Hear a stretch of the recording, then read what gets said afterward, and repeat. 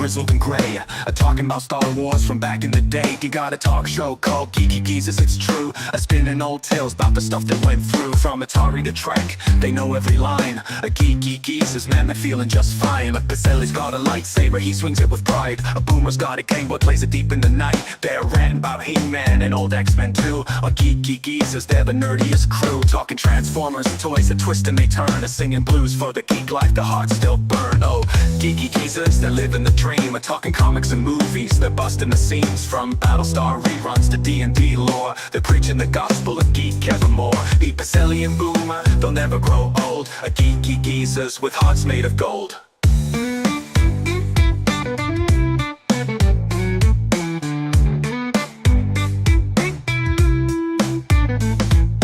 Fans in the studio, mics turned up loud, reminiscing about Thundercats, feeling so proud. Pacelli loves Spider-Man, Boomers for Hulk. They argue about Star Trek with passionate bulk. From Betamax tapes to their old D20s, a Geeky Geezus is where the nostalgia flows. They got fans in the chat, from the young to the old. They're tuning in to hear stories that never get cold. Talking Ghostbusters, Proton Packs, toys in the box. Saturday mornings with cartoons that rocked. Pacelli and Boomer, they're keeping it real. A Geeky Geezus with that old school feel. Go Geeky Geezus, they're living the dream. Talking comics and movies, they're busting the seams. From Battlestar reruns to D&D lore, they're preaching the gospel of geek evermore. Eat Pacelli and Boomer, they'll never grow old. A Geeky Geezus with that old school feel. Oh, Geeky Geezus, they're living the dream. Talking comics and movies, they're busting the seams. From Battlestar reruns to D&D lore, they're preaching the gospel of geek evermore. Eat Pacelli and Boomer, they'll never grow old. A Geeky Geezus with hearts made of gold.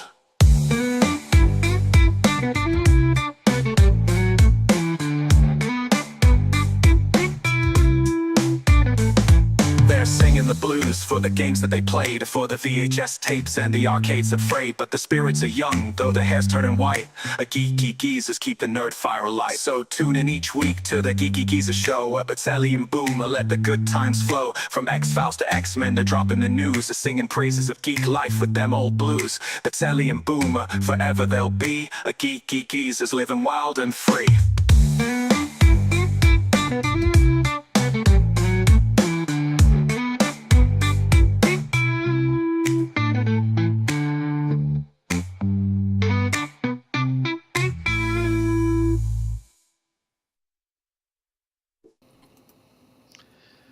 You know, I don't know. From X-Files to X-Men, I think those are more my thing than your thing. Well, that's true. Yeah. Not that I'm obsessed with the X-Men, but I did grow to like them because of that 90s cartoon. And then the Fawkes movies, which were hit and miss, but I still like them better than any modern Disney output. I was pretty much stretching it with the Thundercats. Neither one of us is really big on Thundercats. Quiet you. Anyway, welcome everybody to Geeky Geezus, where we love every geeky thing, no matter how obscure, and we're always the number one fan. Yes, sorry. Exactly right. Number one Thundercats fan here. Love Lionel, not that's the train set line. We love Lionel trains here too. We love it all. That's true. I love the there was a what was it, Robot Chicken that did a riff on the Thundercats where Mumra is pretending to be to infiltrate them, becomes like their maid or something like that, and then accidentally walks in on Cheetara giving herself a bath the way a cat does, and gets all hot and bothered. And I'm like thinking about, Cheetara probably created a whole generation of furries. Yeah, it's probably true. Yeah. I remember the early days of YouTube. There was someone who did a wonderful fan mock-up of a live action Thundercats trailer, like an actual movie. And instead they used the woman from Farscape, who later seasons, they used her as Cheetara in the trailer. And then they had Vin Diesel, but they tinted his skin blue like the one of the characters in it. And because that character was bald, right? Yeah, exactly. Yeah, so it was and there's even a line where Vin Diesel, this is from Riddick, where he says it's an animal thing, Yeah, that's pretty cool. Oh, so in other words, it was all like digitally edited. It was all like repurposing things from other science fiction Nice. things. Like they And got that the is actress from Farscape in there. kind of like the one that they did with the Justice League, if it was back in the 70s Yes. and 80s. With Kind of like that, yeah. Yeah. But what was I going to say about that? Did you? Of course, you saw the live action commercial or promo for. No. It was literally a commercial. I don't know if it was for a car company or something, but it was a Norwegian commercial that did live action of the kids from the Dungeons and Dragons cartoon. Really? It is so good. I mean, you see this and you're like, if you're going to do a live action something or other, that's what we want. I need to check that out now. I'll look for Yeah. that. First off, let me say hi to Lynn Green. Welcome to the show. I think you were first. Thank you. For liking. It's always liked us. She really, really liked us. Marc Malnekoff, I claim this place in the chat. Kopla, drive by. Thank you. Thanks. Marc Malnekoff. He's probably working tonight. He's had a really busy week in the dilithium. Great show, mine. geezers. Hope everyone has a great week. Thank you, Big Al. We will do our best, though we are going to be talking about Jimmy Kimmel a little bit, so we'll see how that goes. He's unfortunately a big part of this stream. I don't know how in depth I'm going to go into each of these articles because I'm we can almost just read the head titles and you have an article. Just comment and move on to the next one. Yeah. Jessica Hardo, welcome. Oh, and of course, Netter of Netters Network. By the way, I didn't introduce us, did I? Welcome to Geeky Geezers. I'm your host, Agent Boomer. This is my co-host, Bob Pacelli, and my other co-host, Netter of Netters Network. Welcome, everybody. It has become so old home week. We just assume that everybody here is the usual suspects. Y'all know us. We all know you. Welcome, Connie Cleary, welcome, and Zatopia, welcome, and Ruby Hugh. We want to give a special shout out to you for gifting a membership to Netters Network. You are just so generous and so wonderful, and join us. Join me for Liquid Lunch tomorrow. I have a little bit of a. It's not anything big. Don't get too excited. I don't want to sound like clickbait here, but I'm going to have a little bit of a channel announcement for tomorrow. So. Try to join me if you can join me. I also want to thank Geek Flag with Nate for the $2 super chat. Yes. Thank you so much, Nate. You are good people. Ruby Hughes, $5 super chat saying can't stay, but have a good one. Yeah, I understand. You're a busy person there, Ruby. And she also did a gifty on my channel for the Horror Cat Dad. Yep, welcome back to membership, Horror Cat Dad. Welcome. And like I say, thank you, Geek Flag, for the super chat. And I keep thinking when he says, how you doing? It's like, Joey. How you doing? I miss Friends. I miss comedies. Do too. Well, you're not wrong. It's gotten pretty rough out there. And we're going to probably be talking a little bit about what constitutes comedy and what constitutes just belly aching. I'm trying not to swear on this channel, but this is going to be a hard one tonight. I understand. I feel like a certain industry is just filled with idiots, and another expletive I want to use. It's not just the industry either. Jerks.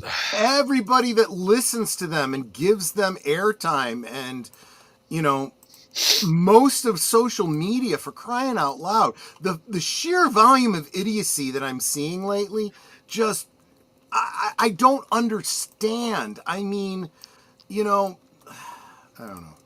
Deleted Scene says he needs a theme song. Okay, I'll work on it. 21 sort of has a theme song, doesn't it? I mean, there's no lyrics, but. Well, yeah, it's the what's it called, White Bat Studios or something like that. It's a great channel with great music that they allow you to use, and this one just was so perfect for Twin Peaks. I didn't see any reason to go any further, but yeah. I think Deleted Scenes as a whole. Let me work on that. Let me see what I can come up with for you, buddy. Speaking of Deleted Scenes, y'all got to say hello to the rest of the chat. You were getting there. Okay. We're getting there. I just said hi. Hello, Jessica Hardo. Hello, Connie Cleary.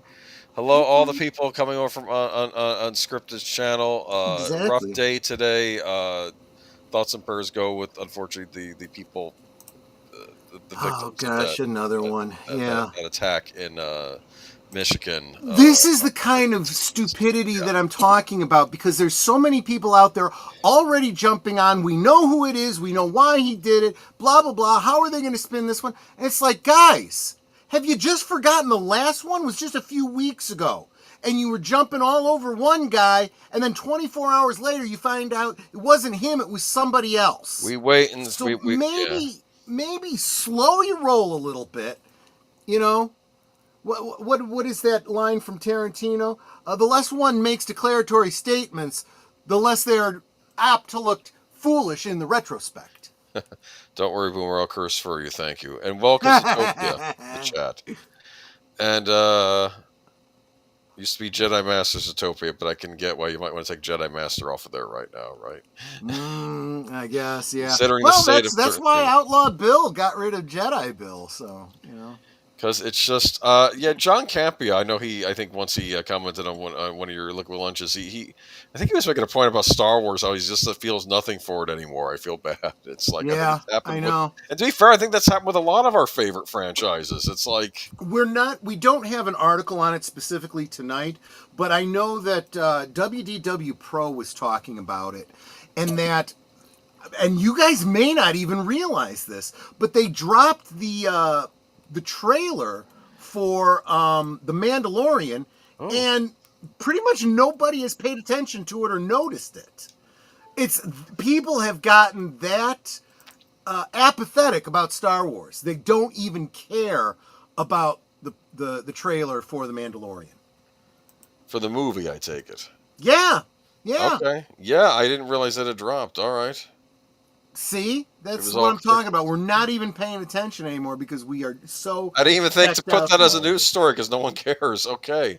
And thank you, Big Al. He dropped the link to it was for Renault, the Renault D&D commercial. Oh, okay, cool. Thank you, Big Al. So you can check that out at your leisure. But that's pretty cool stuff. Yeah. So do you want to bring the presentation up? Thanks to you, I can. Yes. We're having some technical difficulty behind the scenes, but I think it's all good now. And that's okay because it gave me a chance to insert another game. Because for good old days tonight, we're talking about a portable gaming console that none of you may have heard of, but for its time, it was revolutionary. And this is the Atari Lynx. You can tell from that box, it's very much late 70s, early 80s kind of a doodah, you know? It's not a late 70s, early 80s. Let me bring up the Wikipedia article on this. What, is it 90s? I think early 90s or, yes, hold on. Let me look this up. So obviously you were not, this is where our age gap comes in. Yeah. Because you were probably busy dating and getting married and that sort of stuff. In fairness, you are right. In the late 70s, handheld games were these little LEDs, not LED, these little screens that had, they were LEDs, little red LEDs behind them, and you just had these dots to represent whatever. You didn't actually have real graphics. No. This came out, introductory price $179.99, which would be $460 in 2024 according to inflation. I always wonder if those numbers are always botched, though, because I figured they would still figure out a way to lower costs. But anyway, $179.99 upon release, came out 5 months after the original Nintendo Game Boy in September of 1989. My older brother had gotten one in the summer of 1990. This was a portable game console, which, let's be blunt, a lot more advanced looking than the Game Boy at the time. The Game Boy, true. Yeah. I want to call it black and white, but it was really just 4 shades of green. Okay, that's and no backlighting either. You had to. You basically had to roll with those. You needed to get that thing under a lamp too to see what it was. Well, and then there was this goofy thing that you could connect onto the Game Boy that had literally a magnifying glass. Yep, to make I the had that. Look bigger with a light to brighten it up. It folded out so you had, in quotes, stereo sound. Yep. It was, and it was kind of expensive too. It's like, and this add-on, I don't know. I didn't have the one with the stereo sound, but I had the one with the light and the magnifier for it because you needed it for the Game Boy Advance. I couldn't rip on it too badly because I do remember my grandmother telling me that back in the day when TVs were fairly new, they had these big old magnifying glass things you'd hang over the front of the TV to make it look bigger too. I'm like, that sounds right. She said, yeah, those were terrible. She said they distorted everything and it was terrible for your eyes, but people bought them because people are stupid. I mean, it's weird. It's weird how technology comes about. I remember I was visiting Franklin Delano Roosevelt's house once, and I got to see an early version of the television set. Because remember, the television set did exist prior to World War II. They just weren't widely owned. Few people owned those things. And his television set, it opened up, and what happened was, it reflected off like a top thing. Like you kind of open it. I don't want to say like a record player, but like you kind of opened up a wood panel, and then something reflected down onto a mirror, and you stared down at it. And that was very similar to one of the first portable TVs I ever got, which did the whole mirror thing, except that was in portable form because they didn't have the technology yet to have the tube on yet, I guess. So it was just it was very odd. And I as soon as I saw it in this house, I recognized, wait a minute. This is my portable television that I spent $100 on. And I knew about, that generation of TV, but I always wondered, what the hell did they watch on it? It wasn't like, years later when you had, studios putting out regular television. It's like, what was broadcast? News, perhaps? Maybe. I don't know. Now, of course, that gets me starting to think some sort of retrofuturism where FDR is having TV phone conversations with his generals during World War II. You never know. Yeah, You never know. Under wraps, perhaps. Anyway. Right. So here we are. This is the Atari Lynx, though. This was a full-color portable backlit screen. Yeah. And it looks pretty cool. Pretty advanced. Took batteries, or you could use a portable power charger, plug it into the wall. And it was actually, I think technically it was a 16-bit portable. It didn't have high resolution, though. That was the one thing where a lot of the graphics on it looked kind of blocky. But it could do this. What were the effects on the Super Nintendo? Like the Mode 7, that kind of scaling, which the Super Nintendo touted it when it came out. But here you have the Lynx doing it a couple years earlier on a portable machine. Yeah. RCA 1930 sites was debuted in New York City Fair with a price tag of $600. Very few people actually own one. Yeah, because it's expensive. That's what people don't understand. Even the only reason I think that we had such a high adoption rate early on of the high definition television is I think people thought they weren't going to be able to watch TV anymore because they kept saying, "Oh, it's not going to be able to get the signals anymore." Not understanding that, look, if you're using satellite or cable, this doesn't affect you at all. Yeah, you can just get the stuff hooked up to your TV like always.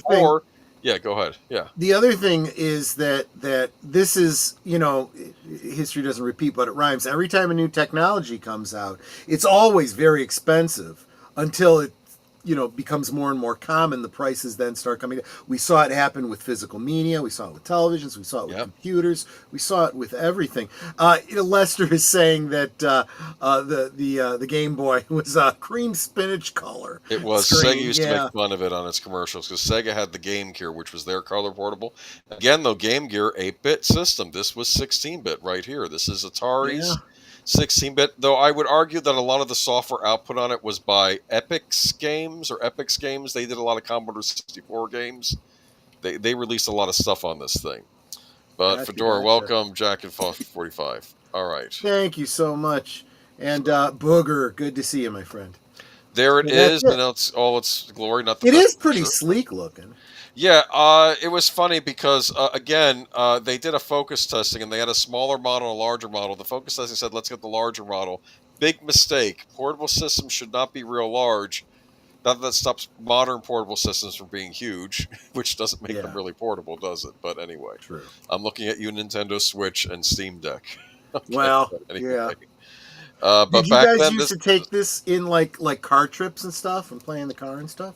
My brother would take it with him places, but here's another problem with this, and this is the big thing that I think led to its downfall. It would eat batteries. Oh gosh. And you could buy it later on. They came up, I think, with like a battery pack that you could charge or something and hook onto it. Or maybe it was just something you could put C batteries into so it would last longer. But Nintendo actually, they understood that, yeah, the Game Boy may only have 4 little pixel colors, 4 shades of green, and it may only, and it's not backlit, but do you really need fancy graphics for Tetris? No, and the batteries last a long time. They understood it was battery life. Yeah. That, and of course later on, batteries would improve, and they'd have rechargeable batteries in systems, and it would eventually, where you could have these backlit color systems that would last a while, but the technology wasn't there yet. But let me tell you a little bit about the games. California Games was the pack-in. You might have played this on the Commodore 64. With like doesn't look surfing familiar to me. and the No, hacky I don't sack. think so. Okay. No, not this one. Oh, look, this version of the links is at my local antique shop. That's interesting, Jesse. Who knows if it still works? No, it's an antique at this point. I can't even. It's an antique. Oh, no, I it feel is an terrible. antique at this point. I'm sorry. It Yikes, happens. Yikes.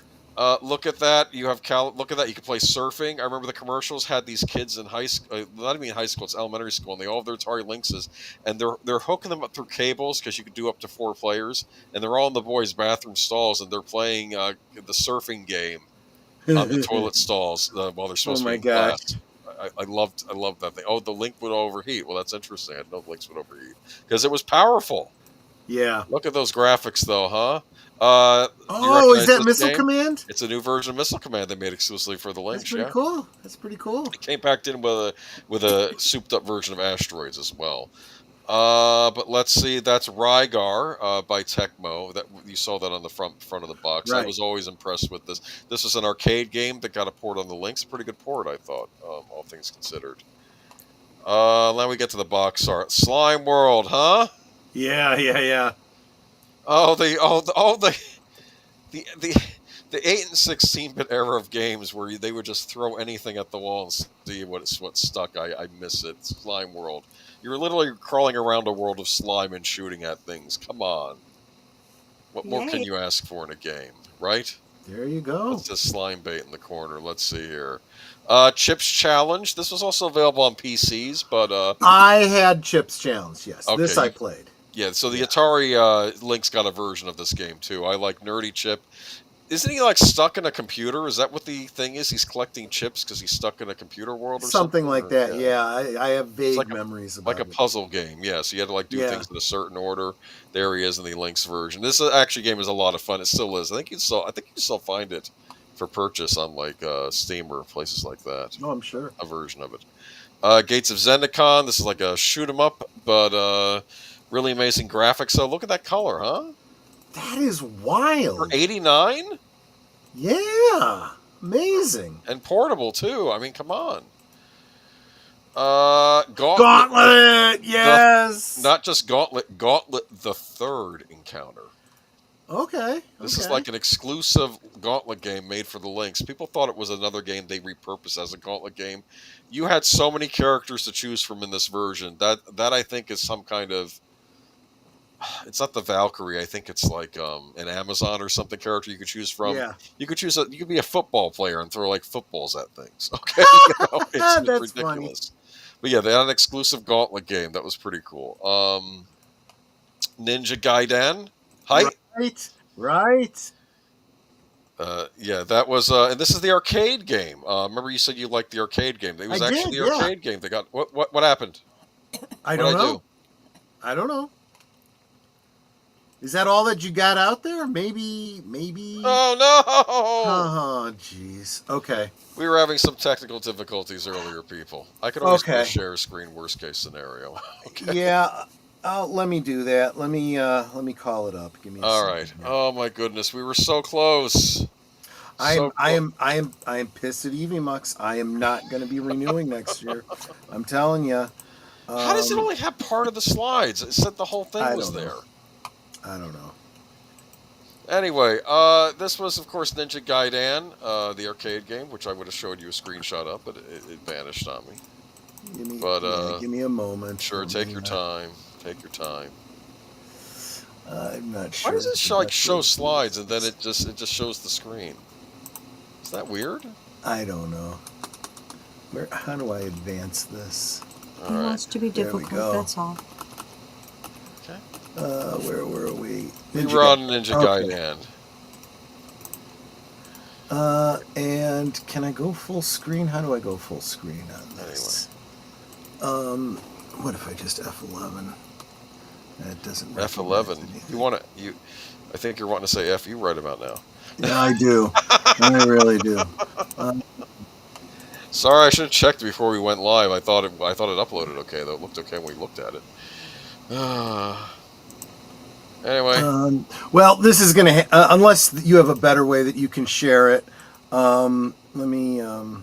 just do it this way. Screen. Entire screen. Share. Listen, we didn't even used to have... You remember when we had started. So I just add... I'll let you do it. Okay, wait a minute. There it is. It's all right. We'll just do it this way. Yeah. All right. Anyway, there is Ninja Gaiden. Look at that, huh? I can probably even take this out a little bit bigger. There you go. See?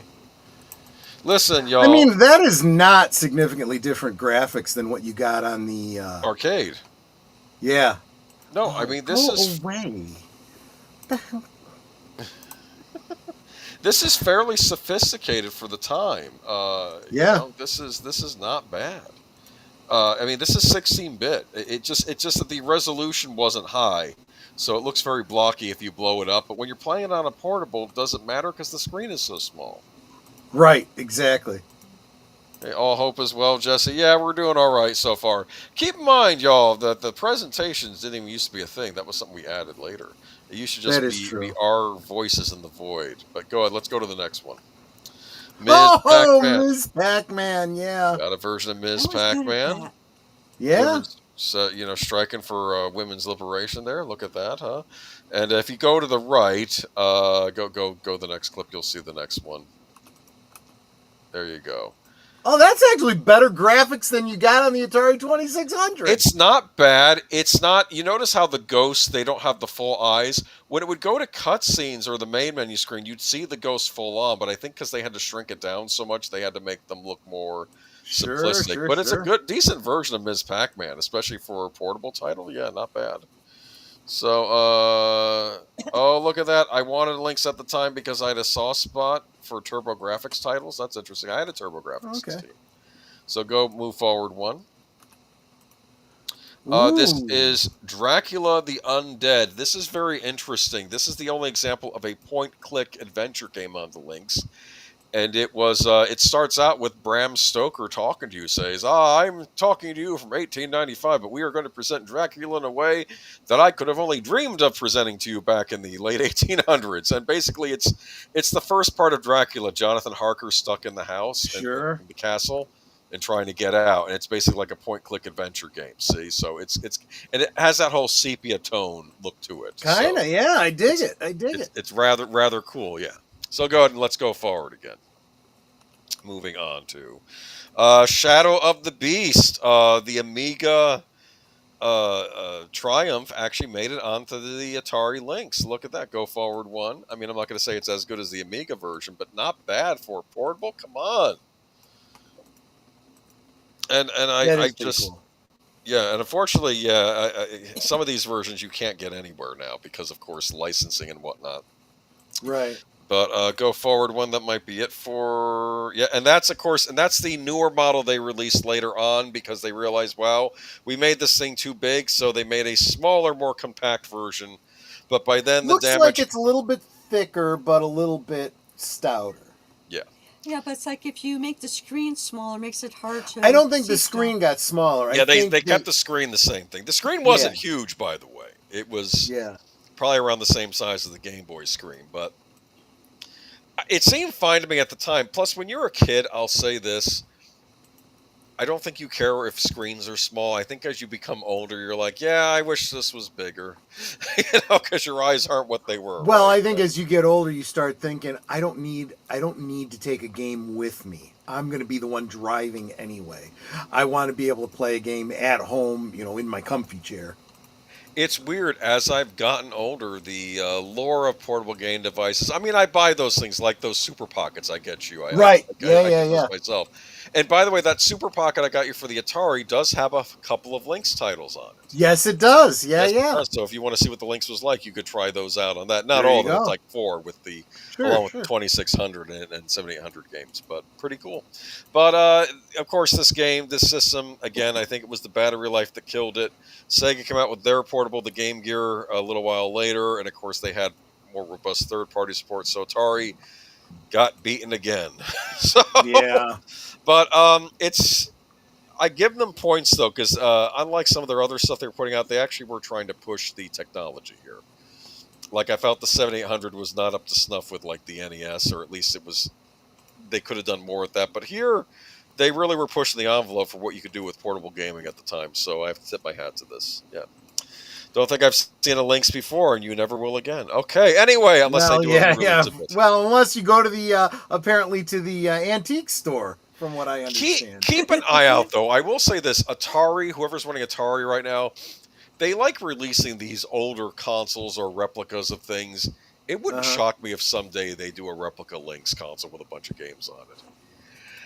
Yeah, and it won't overheat on you because they can use modern technology. Whenever I mute on streams, that's why I do it. Oh, because you were going to sneeze? All right. Yeah, I love Miss My Game Gear. Again, that's another thing. I don't know why Sega wouldn't do that. Okay, our first story of the night. Oh boy. Oh, is he making one of those salutes? Is that what that is? See? We can do that too. Google to bring back accounts banned at Biden administration's assistance. Google told House lawmakers Tuesday that it would reinstate YouTube accounts that the Biden administration pressed them to remove over content related to the thing I can't mention on YouTube. So the apparently you pandemic. Can now. Okay. They're obviously acknowledging that you can now. Like, can I mention that the disease was called COVID-19? I'm not even saying what its origin is or about treatments. I'm staying away here's from what that happens. Right now. You can mention all these names, okay? I know we're all still reacting as if it was 5 years ago. Yes. You can say COVID-19. You can call it the Wuhan flu. You can call it whatever you want to call it. What's going to end up happening is at the bottom of our screens, you're going to get a little blue, if you want more information, go to the Google-approved sites for getting information about the science we want you to follow. Yeah. Because we don't think you got a brain and can figure this stuff out yourself. No, we don't want you to have a brain and figure it out for yourself. We want you to just believe what we tell you. Political flu. Yeah, thanks, Clue. Alphabet Chief Counsel Daniel Delvin told members of the House Judiciary that the 46th administration created a political atmosphere that sought to influence the actions of platforms based on their concerns regarding misinformation. It is unacceptable wrong when any government, including the Biden administration, attempts to dictate how the company Alphabet moderates content, Donovan wrote, and the company has consistently fought against those efforts in the First Amendment grounds. Users, including current FBI Director Dan Bongino, now White House Counterterrorism Chief Sebastian Gorka, and War Room Podcast host Steve Bannon, had been yanked off YouTube video site in recent years after being flagged for repeated violations of COVID-19 and election integrity policies. Those users will now be able to rejoin the platform, according to Donovan's letter, a copy of which was obtained by the Post. Not good enough. I agree. Not by a long shot. You were yanking people out with no good reason, and now you're blaming it on a prior administration. These were your decisions. You can go ahead and blame and say you were coerced or bullied into it. I'm not buying. Yeah, there is nothing that's, if they felt that strongly about it, they should have and could have. They could have sounded the alarm, and they could have gone to court over it, and they could have gotten all their Hollywood friends to sign a petition about free speech. I'm getting a little ahead of myself. Yeah, here. well, it's free speech for one side, not for the other. That's what I'm getting the impression of. Rules for thee, but not for me. Exactly. Like not being able to air tributes to certain people who were unfortunately cut down recently. Anyway, those users will now be able to rejoin the platform. Yeah, okay. YouTube takes seriously the importance of protecting free expression access to a range of viewpoints. Donovan said that's a lie. Of course, I don't want to say that because then I'll get yanked. Anyway, YouTube values conservative voices on its platform, recognize that these creators have extensive reach and play an important role in civic discourse. You have gotten rid of people who have done nothing wrong except express opinions contrary to the mainstream. That's it. You have ruined livelihoods on this, and you gave no reason. I'm sorry. There's got to be an investigation. This doesn't end here, and I hope whoever's opened this up keeps pressing them. This is ridiculous. Yep. Not even for my sake, just for other people's sakes. We'll be following this story closely. Hopefully that's not the end of this. Ridiculous. Looks like Steve Jobs of Wish. Oh, interesting. Yeah, okay. Yeah, kinda.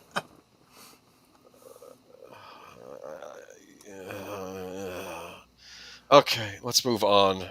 Jessica Chastain in the news recently. Oh, God. Charlie Kirk assassination aftermath. Jimmy Kimmel. That's the headline. Sorry, that's what this is under. the category. Jessica Chastain slams Apple for delaying the Savant after Charlie Kirk assassination. Jessica Chastain has spoken out after Apple TV Plus delayed the release of her thriller series The Savant in the wake of Charlie Kirk's assassination. I want to say how much I valued my partnership with Apple, the actress 48 wrote on Instagram Wednesday. They've been incredible collaborators, and I deeply respect their team. That said, I wanted to reach out and let you know that we're not aligned on the decision to pause the release of The Savant. Chastain continued. The last 5 years since we've been making the show, we've seen an unfortunate amount of violence in the United States, the kidnapping attempts on Michigan Governor Gretchen Whitmer, the January 6th attack on the Capitol, the assassination attempts on Donald Trump, President Donald Trump. Oh, well, I'm glad you acknowledged that. Political assassination of the Democratic representative in Minnesota, the attack of Speaker Pelosi's husband, the assassination of conservative commentator Charlie Kirk, the recent shooting. So let me give the long and the short of it. I did watch the trailer for the series a while back because I think Critical Drinker was skewering it or somebody was skewering it, and it was basically like right-wing MAGA types planning bad things. Jessica Chastain goes online in the chat rooms to get to the bottom of them. Do you understand? Yeah. It's like this. As far as Apple's wanting to pause it, I'll say this series was not something I had any interest in watching. It looked like pure propaganda, and it looked like something that, frankly, I don't know why I would subscribe to a service to watch.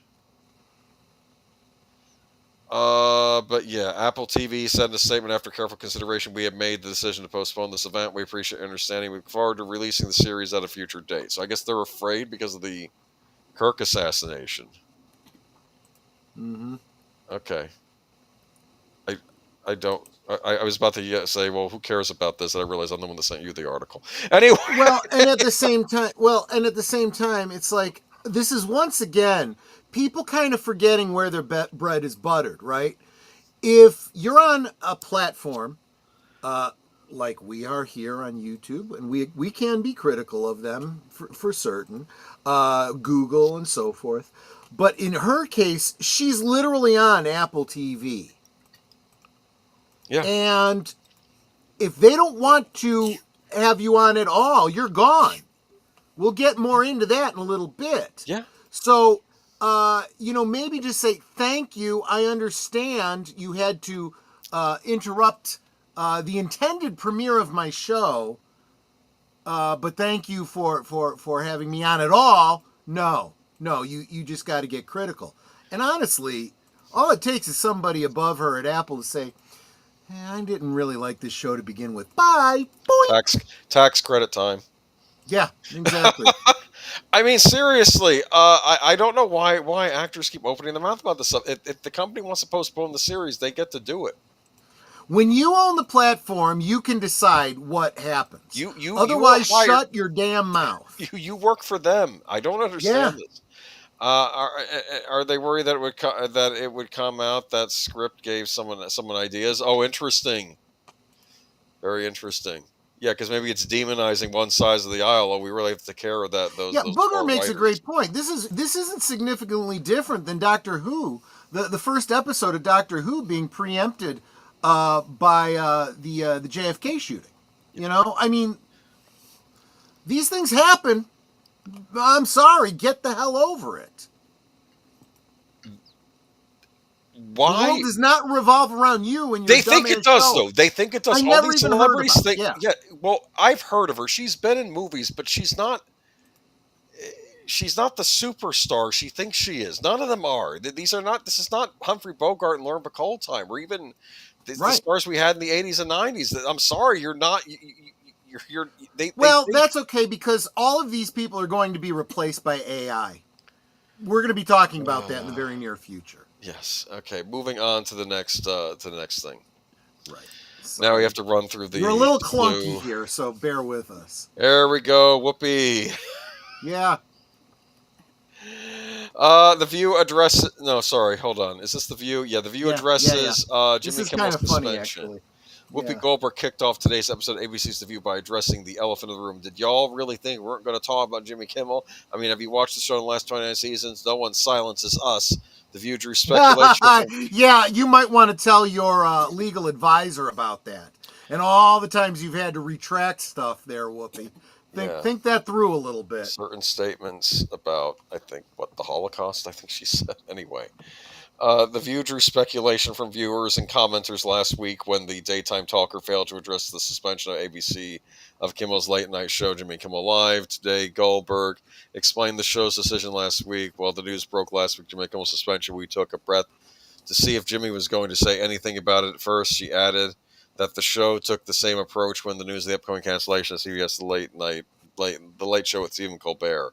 Goldberg then slammed the FCC's apparent role in Kimmel's suspension. Someone can say something they shouldn't and get taken off the air, she said, but the government cannot apply pressure or force to someone to be silenced. Again, outright lie. They always say this. I think one guy made some statement about something, but I don't think the FCC took any specific action. They took no official action at all.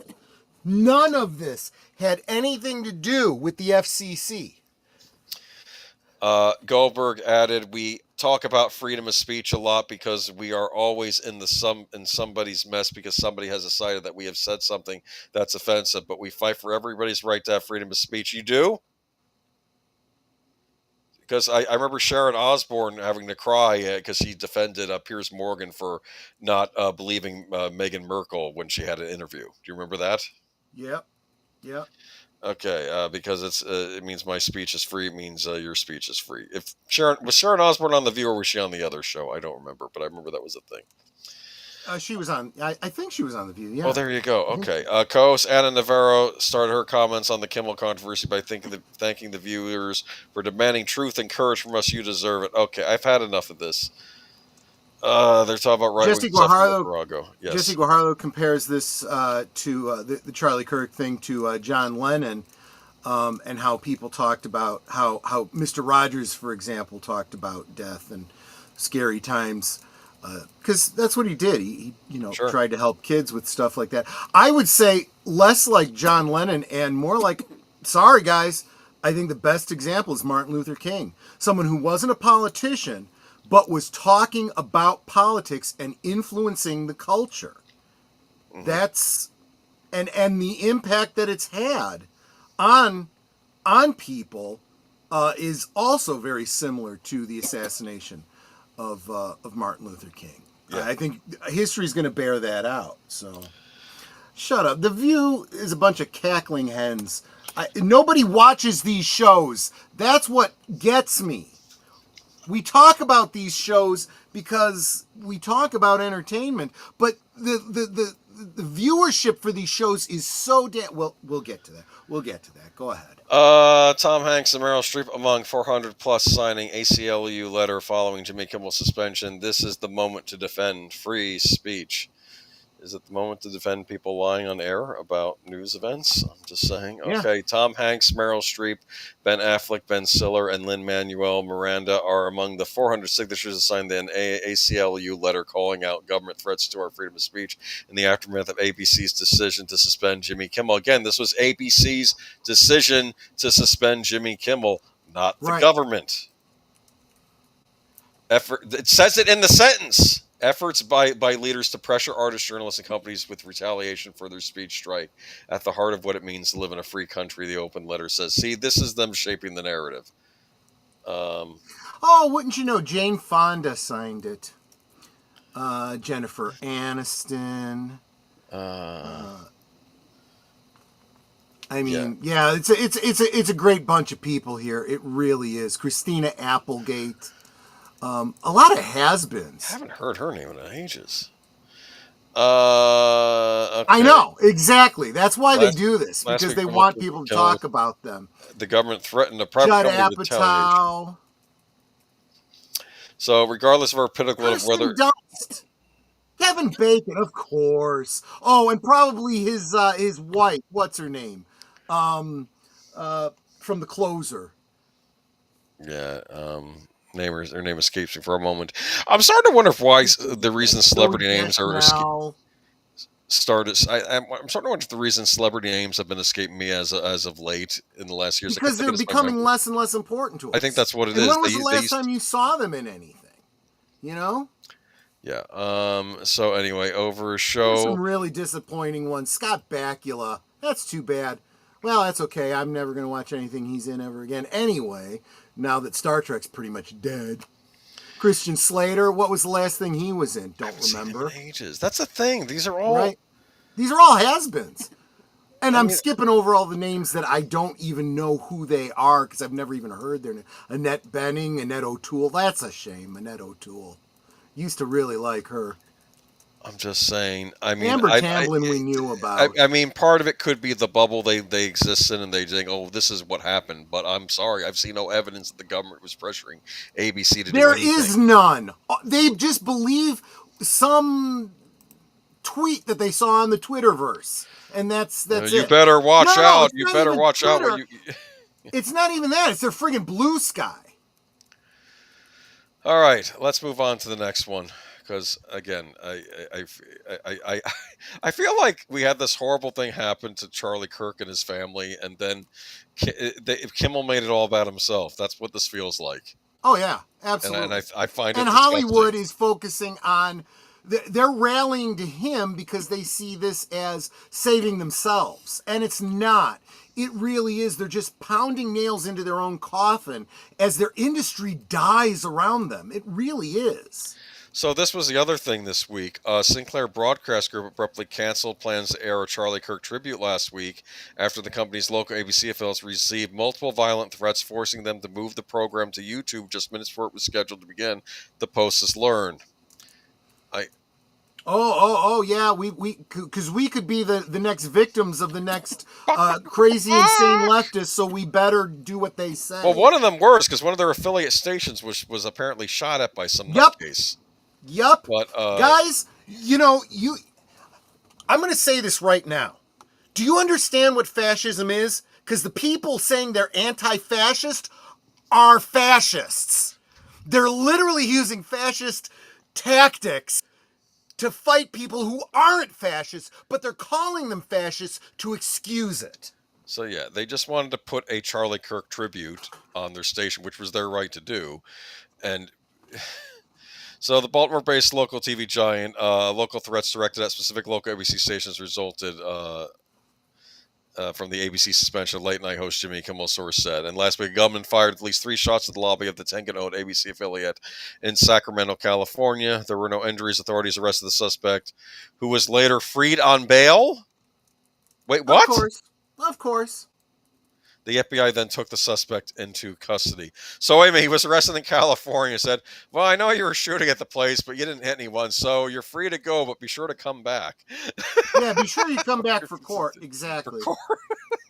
In the days that followed, Sinclair executives grew increasingly concerned that airing the Kirk tribute would potentially inspire copycat crimes, similar to the shooting in Sacramento, according to the source, who asked not to be identified. Yeah, I know, but you're capitulating to the mob.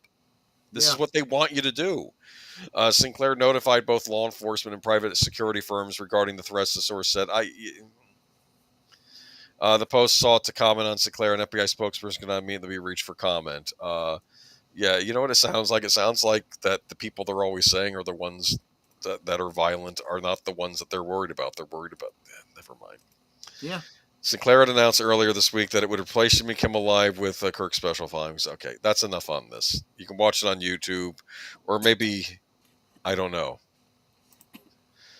Okay, let's move to the next one. Are we on the next one yet? Yeah, next star to preempt ABC's Jimmy Kimmel Live despite Disney ending suspension. Yes. So next star to preempt ABC's Jimmy Kimmel Live despite Disney ending suspension. So here we go. Next Star Media Group announced Tuesday that it will continue preempting Jimmy Kimmel Live despite Disney allowing the show to return to ABC. We made a decision last week to preempt Jimmy Kimmel Live following what ABC referred to as Mr. Kimmel's ill-timed and insensitive comments at a critical time in our national discourse. Also lying about the news. People keep forgetting that he was lying. Okay. We stand by that decision pending assurance that all parties are committed to fostering an environment of respectful, constructive dialogue and markets reserved, the company said in a statement.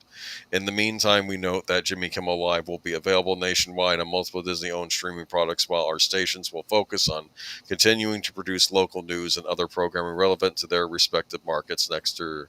Nexstar said. Nexstar owns 32 ABC affiliates. Sinclair Broadcast Group, which owns 30 ABC affiliates, also announced Monday that would continue to preempt the show. Okay. So I think that's all I have for this. So they're going to preempt it, right? No. Jimmy Kimmel's staffers know too much. Insiders warns as drama looms ahead. It's very much okay. So this was an inside report. I think you sent this. Yeah, to me. This was pretty interesting. By the way, I did a screen image for this. There you go. Look at that. Jimmy Kimmel, you like the blue? Isn't that pretty? Yeah. That's the website. Okay. The drama between ABC, the drama between something and ABC may be far from over. Okay. Sorry about that. My apologies. I'm trying to do two screens here. What are you talking about? It's not you. I'm reading the article. No, never mind. Just keep reading. It's okay. You don't see what's going on screen. It's okay. The drama between ABC and somebody else, I'm assuming Kimmel. Kimmel's cousin recently opened up about the situation, revealed that there is still a lot of tension with the network and more bombshells may follow. After being suspended for making controversial remarks about an assassination, Kimmel's show will return to the airwaves on Tuesday, September 23rd. No, he made an assertion that the young man that did the assassination belonged to MAGA. He made a point blank statement, and that was not the case. Okay, that's a falsehood. That's what he said. People keep ignoring this part. I'm not letting that go. Jimmy Kimmel's cousin Sal Locano was featured on the most recent episode of the Bill Simmons podcast. During the discussion, Locano, known as Cousin Sal, hinted that more drama will come from his cousin's show. I wish I could say anything. There were a couple of bombshells still there, Cousin Sal said. I can't really say anything. You and I know too much. It's very emotional. Cousin Sal was also a comedian and writer for Jimmy Kimmel Live, remained tight-lipped about the situation, but added that even the show's staffers know too much but can't really speak about it. Not only our cousin, but all the people working for the show, and it's better if we're not talking about it in any way, the comedian said per page 6. Cousin Sal also noted that despite the drama, the show's staffers will be just fine. As for his cousin, he said that Kimmel is going to be okay regardless of whatever he chooses to do next in his career. He jokingly added that even if Kimmel decided to become a pop-up chef, he would do a great job making barbecue around the South Bay area. I would not be eating his barbecue. Okay, Cousin Sal's remark came before Jimmy Kimmel's suspension by ABC ended following an announcement made by the network. The statement noted that the network decided to suspend production on the show to avoid further fueling the tense situation surrounding Charlie Kirk's murder. It is a decision that we made because we felt some of the comments were ill-timed and thus insensitive. We have thus spent the last days having thoughtful conversations with Jimmy, and after those conversations, we reached the decision to return the show on Tuesday. Again, they keep saying, okay, here we go. The drama surrounded Jimmy Kimmel Live dates back to summer thing. During his monologue, the American TV host took a dig at the MAGA gang for trying to disassociate themselves from being linked to Kirk's murder because they had nothing to do with it. Yeah. The evidence is pretty clear. You know, I mean, it's obvious. When someone literally leaves notes and confesses and tells everybody and writes things on the shell casings, take them at their word, damn it. Yeah. Kimmel also took a dig at President Donald Trump, implying that the manner in which the president grieved Kirk was not genuine. Okay. I don't Yeah, well, because Jimmy Kimmel was real genuine.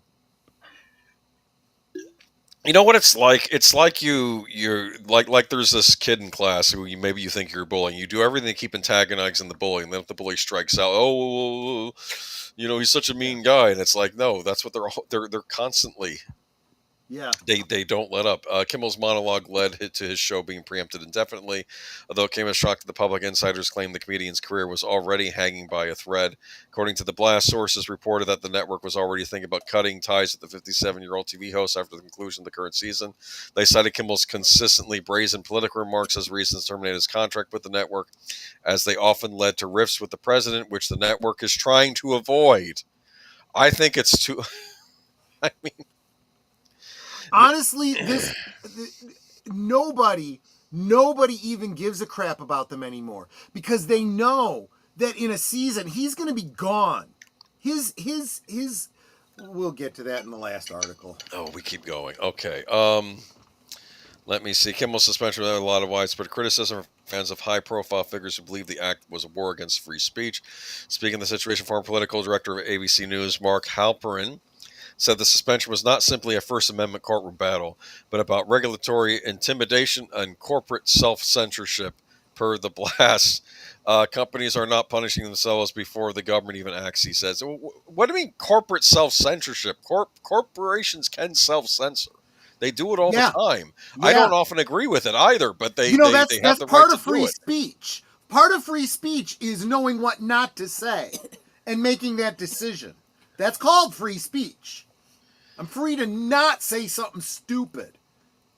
The ex-ABC News veteran further stated that companies no longer wait for the hammer if they believe a regulator would cause more harm to their licenses, mergers, consent decrees, and the like.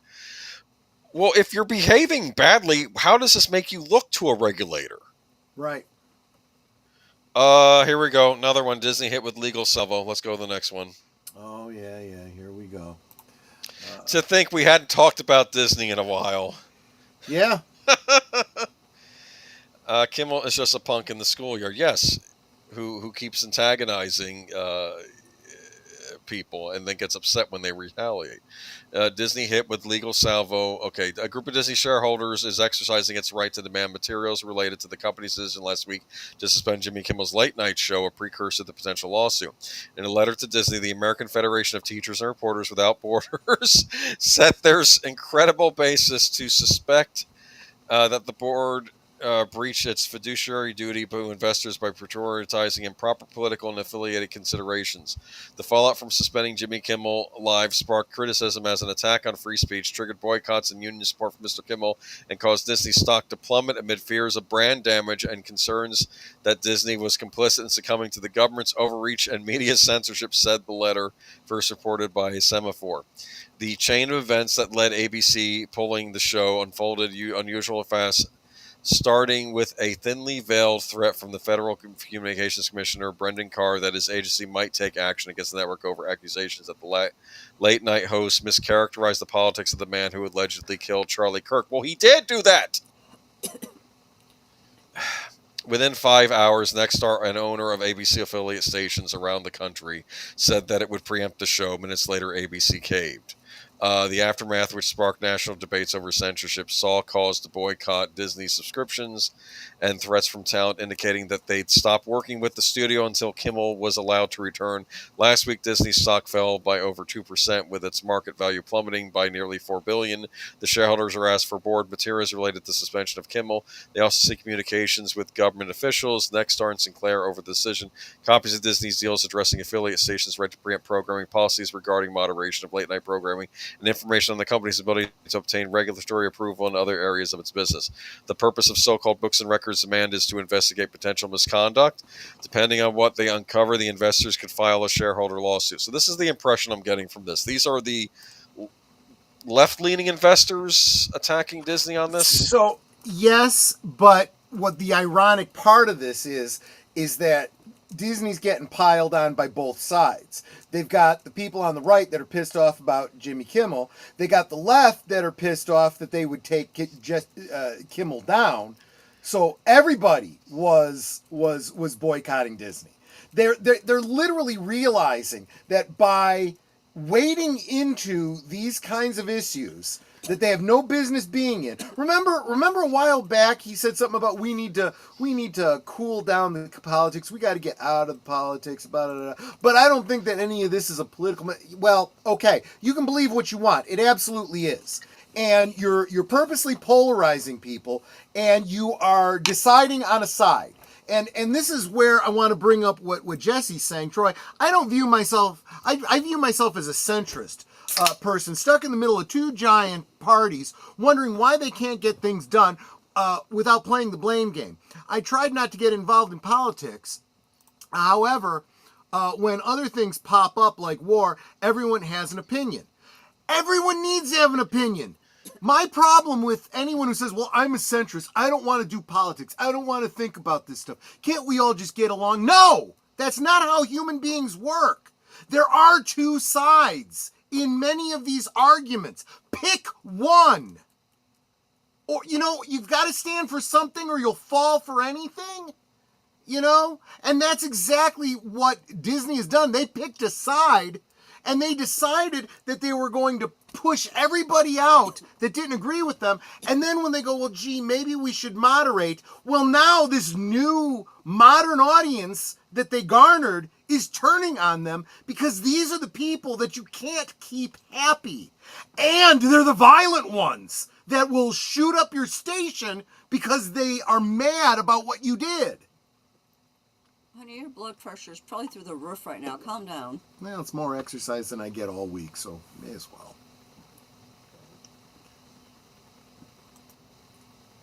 And Boomer's back. He just didn't want to hear me ranting anymore. No, I think you broke the internet there. No, I think no. Maybe. Anyway, but my point is that look, Carr didn't like the fact, and this was, I think, his statement. I think he made the.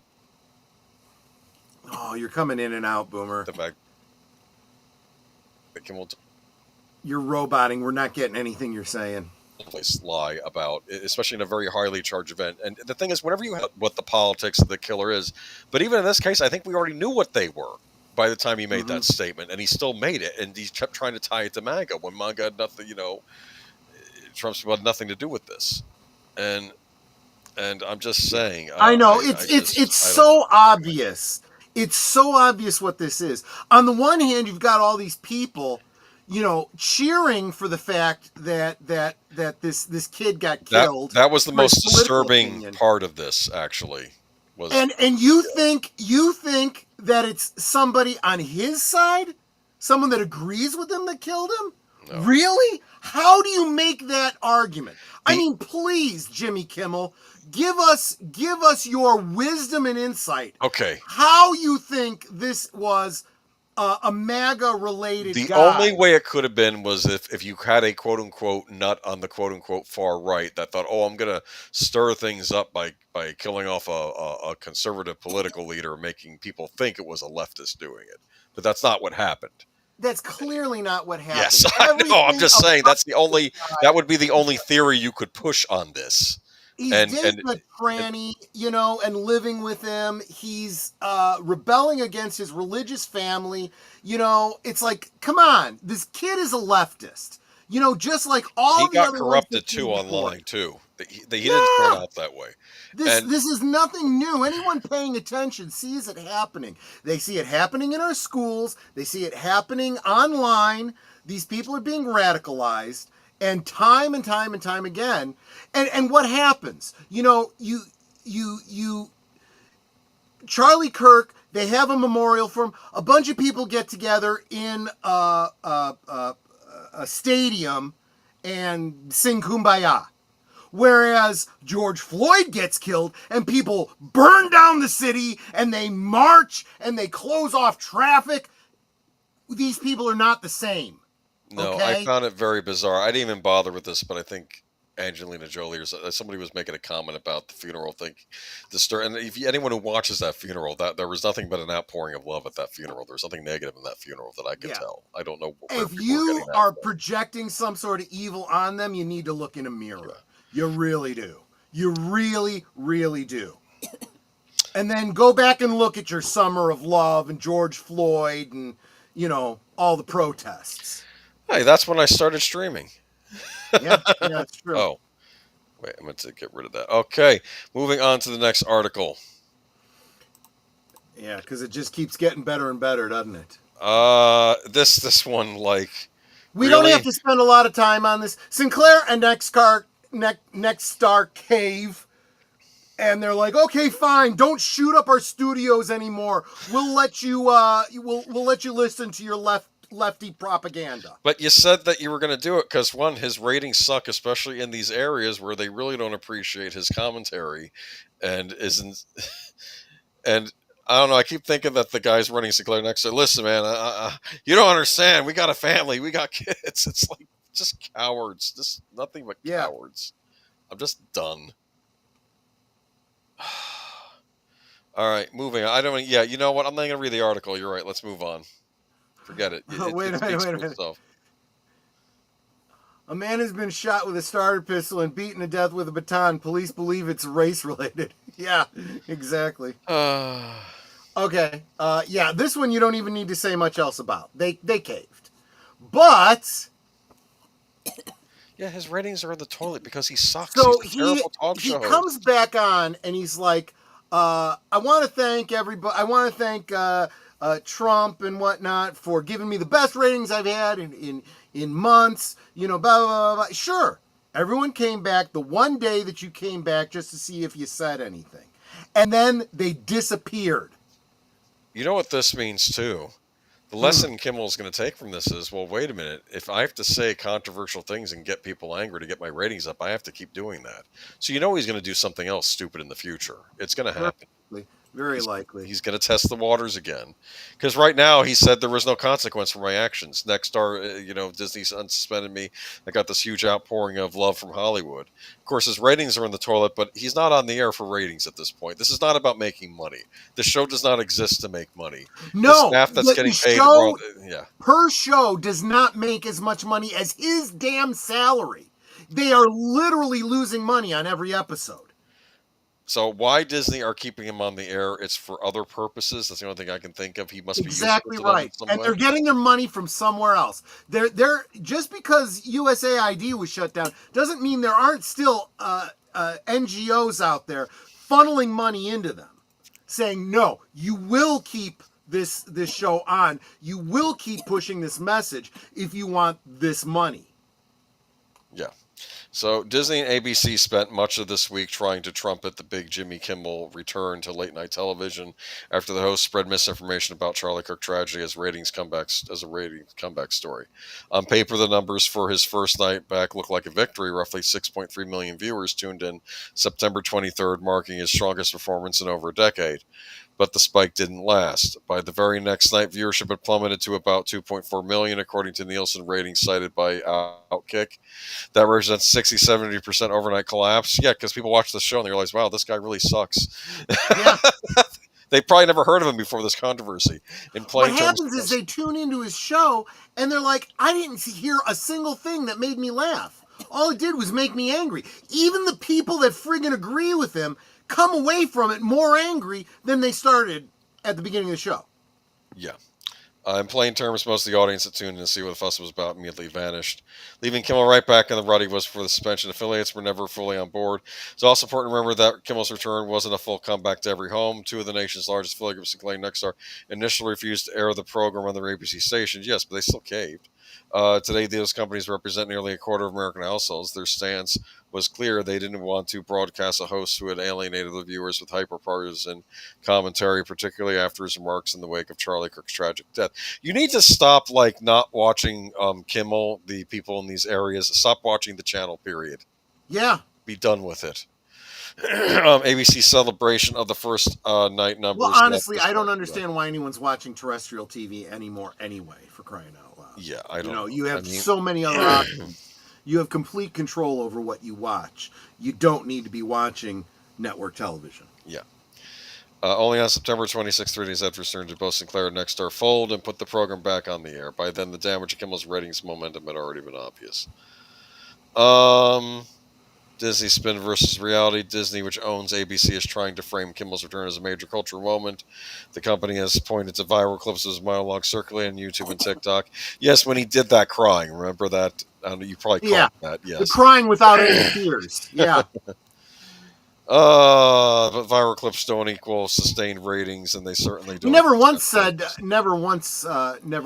Charlie's name. By the way. Well, Kimmel. That poor man, that poor guy. Yeah, never. They're treating Kimmel like the victim in all this. Yeah. I'm just. If anything, Disney's reliance on social media metrics highlights just how fragile the situation really is. As a one-off bump in the online shares doesn't pay the bills in linear television, especially when affiliate groups were balking at even carrying the show. I don't understand Disney. I just don't. Nate says, I can't remember the last time I watched terrestrial TV. Netter and I got rid of cable almost a decade ago. We have not been watching commercial television forever.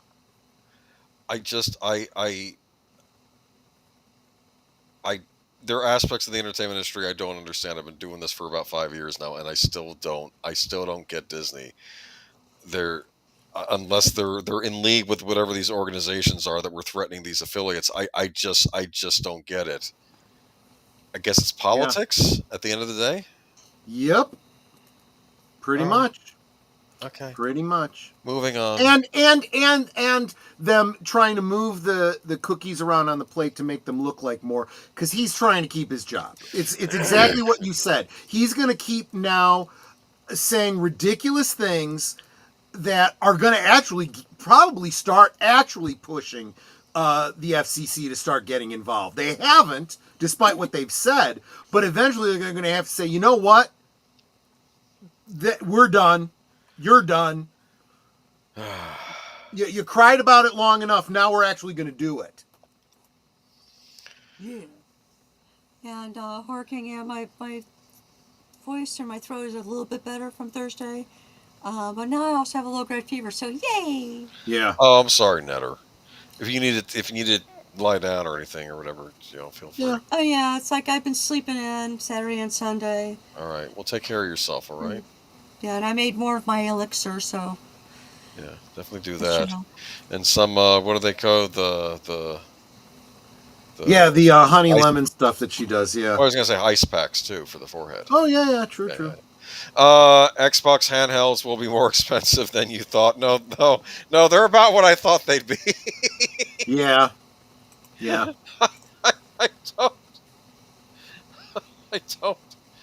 I don't understand anything. Gaming is for everyone, as Xbox marketing likes to remind us, and now includes people on the go. Well, people on the go with a lot of disposable income. On Thursday, Microsoft finally revealed that actually, anything left to say about the Kimmel situation? I'm sorry, we did. No, I'm done with it. I'm done. Okay, yes. Okay, so Xbox. Okay, gaming is for everyone. Okay, on Thursday, Microsoft finally revealed its official price. Actually, I do want to make a note about the picture we're looking at right here. I don't know much about this Xbox handheld thing, but compared to the links we were just talking about at the top of the show, you see all those little thumbnail screens there? That's far and away beyond the 16-bit of the links. Just saying. Well, yes, it's how many years later? I know, we're living in the future.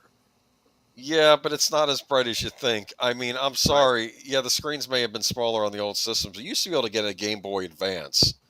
Yeah. For $99.99. That was the price. You get a portable game system. The games were $24.99 to $29.99. You got cartridges for it, and it was a 32-bit powerhouse that Nintendo made, and only $100.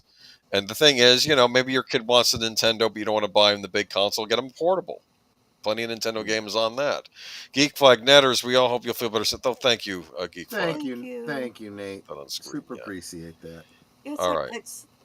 I started feeling poorly with the sore throat and everything after I visited the ear, nose, throat doctor, and now the sore throat has turned into this low-grade fever. So I don't know if maybe it's some sort of allergic reaction to the stuff they sprayed up my nose to numb it and all that. Or it's just you go to the doctor's office where there's a bunch of sick people and you end up getting sick. I'm sorry, that's happened to me. I go to the doctor's office, I come home with something, and it's happened on a couple occasions. Yeah. Once at an IHOP too, but maybe the less said about that, the better. Well, you know what's funny? I was at this one IHOP, and like I noticed at the table, like across from us, had all these plates stacked on it, and like, where's the busboy clearing these tables out? Oh God. Then suddenly, like a day later, I got this horrible stomach virus, like the kind where it's painful. And I don't know if I got it from being in the IHOP. Part of me wonders, is it maybe because they didn't bust the table and take all those plates with the germs off them all? Maybe that's why you're supposed to clean off those tables when people are done eating. Don't let the stuff fester there. Just saying. And then a week later, guess what happened? After I was sick, only time I went a few times I ever called out sick from work, and then suddenly, a week later, the pandemic happens. Oh gosh. Anyway, though, on Thursday, Microsoft finally revealed the official price points for its upcoming handheld devices. Xbox Ally and Xbox Ally X release October 16th. The base model, the ROG Xbox Ally, will cost $599.99. What do you think of that price? How does that compare to the non-mobile version? Oh, well, Xbox raised its prices, but maybe in the beginning it was around that price. I guess I don't understand a mobile device being as much as your home console. Neither do I. It's friggin' ridiculous. Now, the more advanced option, ROG Xbox Ally X, the Ally X, will cost $999.99. So $1,000. Give us all your cash now. Yeah. What are they thinking? Oh! And I'll bet you it's not only $1,000, but I'll bet it's $1,000 they want now for something you'll get in 6 months.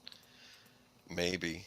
Well, if it sells out, I don't know who's going to be pre-ordering this thing. I know in the past that you used to worry about scalpers, but there's been a lot of speculation, some leaks about the price points, the most recent reports. I don't care about the most recent reports. That's not what ended up happening. For those for whom the money is no object, pre-sales are now open. The ROG Ally X is a Best Buy exclusive.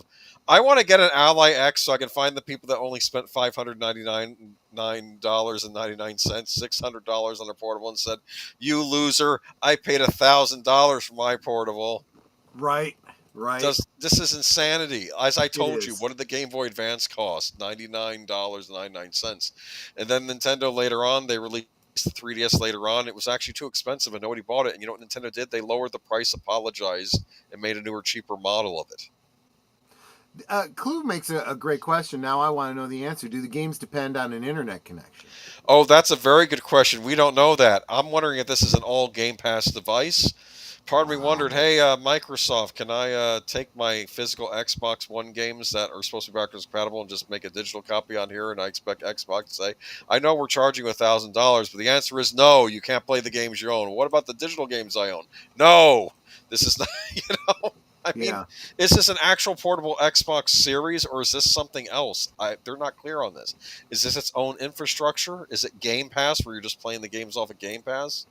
Which is why I don't want any Game Boy Advance games. Keep in mind, I was asking my mom to get this for me for Christmas at the time because it was $99.90. Oh, you didn't get a Game Boy Advance for Christmas. I'm sorry, Horror King. Yeah. Well, don't expect Nintendo to release a classic version of the console because they're not about that anymore. Right. Everything sucks now. It really don't does. you think $1,000 for a portable gaming device is a bit up there? Mm-hmm. I mean, are gaming PCs this much? Maybe they're now more money as well, but I mean, I guess you could do more with the PC. I don't understand this. I guess it's to compete with Steam? The Steam Deck, maybe? Maybe. Okay. Well, anyway, you excited? Not at all. I couldn't care less. This is not my circus, not my monkeys. Hold on. Let's get into this. Why? Because you said I couldn't care less. It makes me crazy when people say I could care less, because that means you do care some. Well, and sometimes that might be what they mean. I care very care little. less, but I won't. I'll care enough. Yeah, well, there's that. Xbox co-developed the handhelds with Asus. Technically, these are Windows-based handheld PCs and not directly Xbox handhelds. They use Asus Rogue Allies with Xbox button and some other Xbox-specific features. What am I purchasing here? Right. Like, yeah, what they're is not going to tell you. They're not going to tell you. Is this Windows gaming and not Xbox gaming? But you're calling it Xbox. What is this? The ROG Xbox X Ally X will run Windows It's 11. a mystery box. It runs Windows 11, a home on 7-inch display. The X has 1 terabyte of storage. Wow, you get a whole terabyte. And the base model has 512 gigabytes. I know you feel like you want to download your games, but you know, just download them one at a time. And you can beat them and then download another. Yeah. You don't need to own In them. other words, they don't want you to own them. They want you to rent them. It seems like things are more expensive and the quality is worse. Yeah. Than what we got back in the day. Well, because it's like, you know what? You should just be thankful for whatever you get. You shut up and enjoy it. Get out of my face. Don't worry, Boomer, I got you covered. Xbox, thank you, Geek Flag. I'm assuming that was you. Troy, these new gaming consoles have gone up in price so many times. By the time Cyber Week comes, they're going to be at the same price. And whenever they come out, the company's not losing $1. You know, it's funny. I don't know if I had sent this to Troy, but there was another article. We're not going to cover it, but apparently Costco has basically just said this to the Xbox Series. No, we're not putting you on shelves anymore because you're not selling. I think the retailers at some point have to push back on this. You'd think. Because the customers aren't buying the stuff, and the retailers, I mean, come on, you're taking up store shelf place that could be taken up by stuff that actually sells on the store shelves. Right. What's in the box? Windows 11. You like Windows 11? Let's go to the next article. It's Gwyneth Paltrow's head. Yes. It's funny. I was watching the Classic Game Room TV channel, and they were talking about the game Pac-Man World. And they made a riff on like the cutscene where like they kidnap Miss Pac-Man, and then like there's a box laying outside for Pac-Man, and someone's screaming, "What's in the box, Pac-Man?" Like they redid the cutscene, like whoever had cut off Miss Pac-Man's head, which would be a trick because it's all she is a She head. has no real body, exactly. Yes. So anyway, Devin Pritchard to succeed Doug Bowser as Nintendo of America president, female president of Nintendo of America. This is interesting. Or a woman, I should say. I should stop using that word. Anyway, Doug Bowser, the longtime president. Yeah, we don't know how she identifies. I'm not willing to throw her into a bus just yet, but we'll see. Okay. But I don't know. And to be fair, Doug Bowser, I had trepidations about him, but again, I don't know what he was involved with on the Nintendo side of things. Who's making these horrible decisions? Was it Doug Bowser? I know that Nintendo of America can influence decisions to Japan, but ultimately Japan makes the calls. Yeah. Doug Bowser, the longtime president and chief operating officer of Nintendo of America, announced retirement this Thursday. He will be succeeded by Devin Pritchard, the company's executive vice president of revenue, marketing, and consumer experience after his retirement on December 31st, 2025. Another senior member of Nintendo's chief leadership, Satoru Shibata, will join the company's American operations as chief executive officer. Nintendo appreciated Bowser's contributions and praised his role in delivering on the promise of the Nintendo Switch system to change the way people play video games, as per the website Game Developer. I thought Reggie Fils-Aimé was there for the Switch being launched and succeeding before he retired. But anyway, you would know better than I would. Because I remember because at that point they were releasing a Diablo 3 version of the Switch, and the head of Activision called up Reggie Fils-Aimé, and it was all weird and spooky, like the lights weren't working at Nintendo of America. And Reggie, you would have liked Reggie. He was good people. But anyway. In a statement, Bowser said, "Leading Nintendo America has been the honor of a lifetime, and I am proud of what our team has accomplished in both business results and the experiences we've created for consumers," the publication reported. I hate the word consumer, by the way. I wish we would go back to the word customer. Ruby Hoof. Thank you, Ruby. She came back. Thank you, Ruby Hoof. She comes and drops a gifty on us, and that went to the Horror Cat Dad. So now you're a member on both of our channels. So thank you. Well, be sure to check out. Yeah. Tune in tomorrow night on Troy's channel. I'm just saying. Absolutely. Absolutely. It's, yeah. Membership. So actually, the Horror Cat Dad literally got gifted a membership by Ruby Hoof to both of our channels tonight. How wild is that? So, who is Devin Pritchard? This is the succession. Devin Pritchard, currently executive vice president of revenue, marketing. She used to work for Taco Bell, right? I'm sorry. Don't joke. You never know. Right. I mean, the guy that got hired at what was it? IBM or Apple worked for Pepsi, didn't he? So I mean, Yeah. That was the thing. Okay. Devin Pritchard, currently the Executive Vice President of Revenue Marketing and Consumer Experience at Nintendo America, has been with the company for more than 19 years. She holds a bachelor's degree from Kansas State University and a Doctor of Law degree from Gonzaga University School of Law. In her statement, she expressed gratitude for Bowser's mentorship. Doug has been a fantastic mentor, and I look forward to building on the incredible foundation he has helped establish. In addition to her new role, Pritchard will join Nintendo America's board of directors and its global executive officer team. So I have no idea. I hope her what she brings to the table is not give me all your cash now, customer. Okay, but we'll see. I have nothing to say about this because I don't know if she'll be good or bad for the company. I just don't know. We're just letting you know about it. And when she starts, making dumb lefty decisions, we'll rip her apart later on. We don't know what her politics are. Anyway. But she will almost certainly make them very clear in very short order. I was talking to you about this on the this is and we say this every time we have a Tron or a Dune article. Nerd Cookies is absolutely the best site for lore and information and the latest news on this stuff, and I'm pretty much very much in agreement with her. We've given up hope on this Tron Ares. We thought that it was going to be good.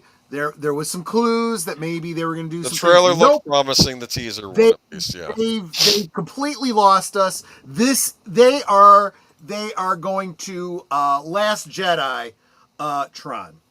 That's what they're doing. Well, yeah, it's not in this article, but apparently Sam Flynn led the company to ruin. That's what it's looking like. And instead of taking it over and fulfilling his father's legacy, hence the title Tron Legacy. I'm just saying. And who is it that saved the company? Some random young woman girl boss. Yeah, some girl boss that we don't know about. Who took Kevin Flynn's video game and made it into a live service game. Made it better. This is what I've heard from Nerd Cookies. We'll know the final thing when the movie comes out in a couple of weeks. No, we won't, because I won't be watching it. But there'll be reviews, and this tracks. I'll say what she said tracks. That's why I'm paying it mind. Well, what we found out. It sounds like the Disney Handbook. Here, none of the previous legacy characters except Jeff Bridges is coming back. Why they're even bothering to bring Jeff Bridges back, I don't know. He was supposed to have died in the last movie. He was the one character they could have gotten away with and said, "Not bring him back," because it was up in the air if he survived that or not. I mean, if he had died, he died. I mean, they could have decided he died. They could have said, he didn't. He's gone. He's gone. He made a sacrifice for his son and for Cora. Exactly. Exactly.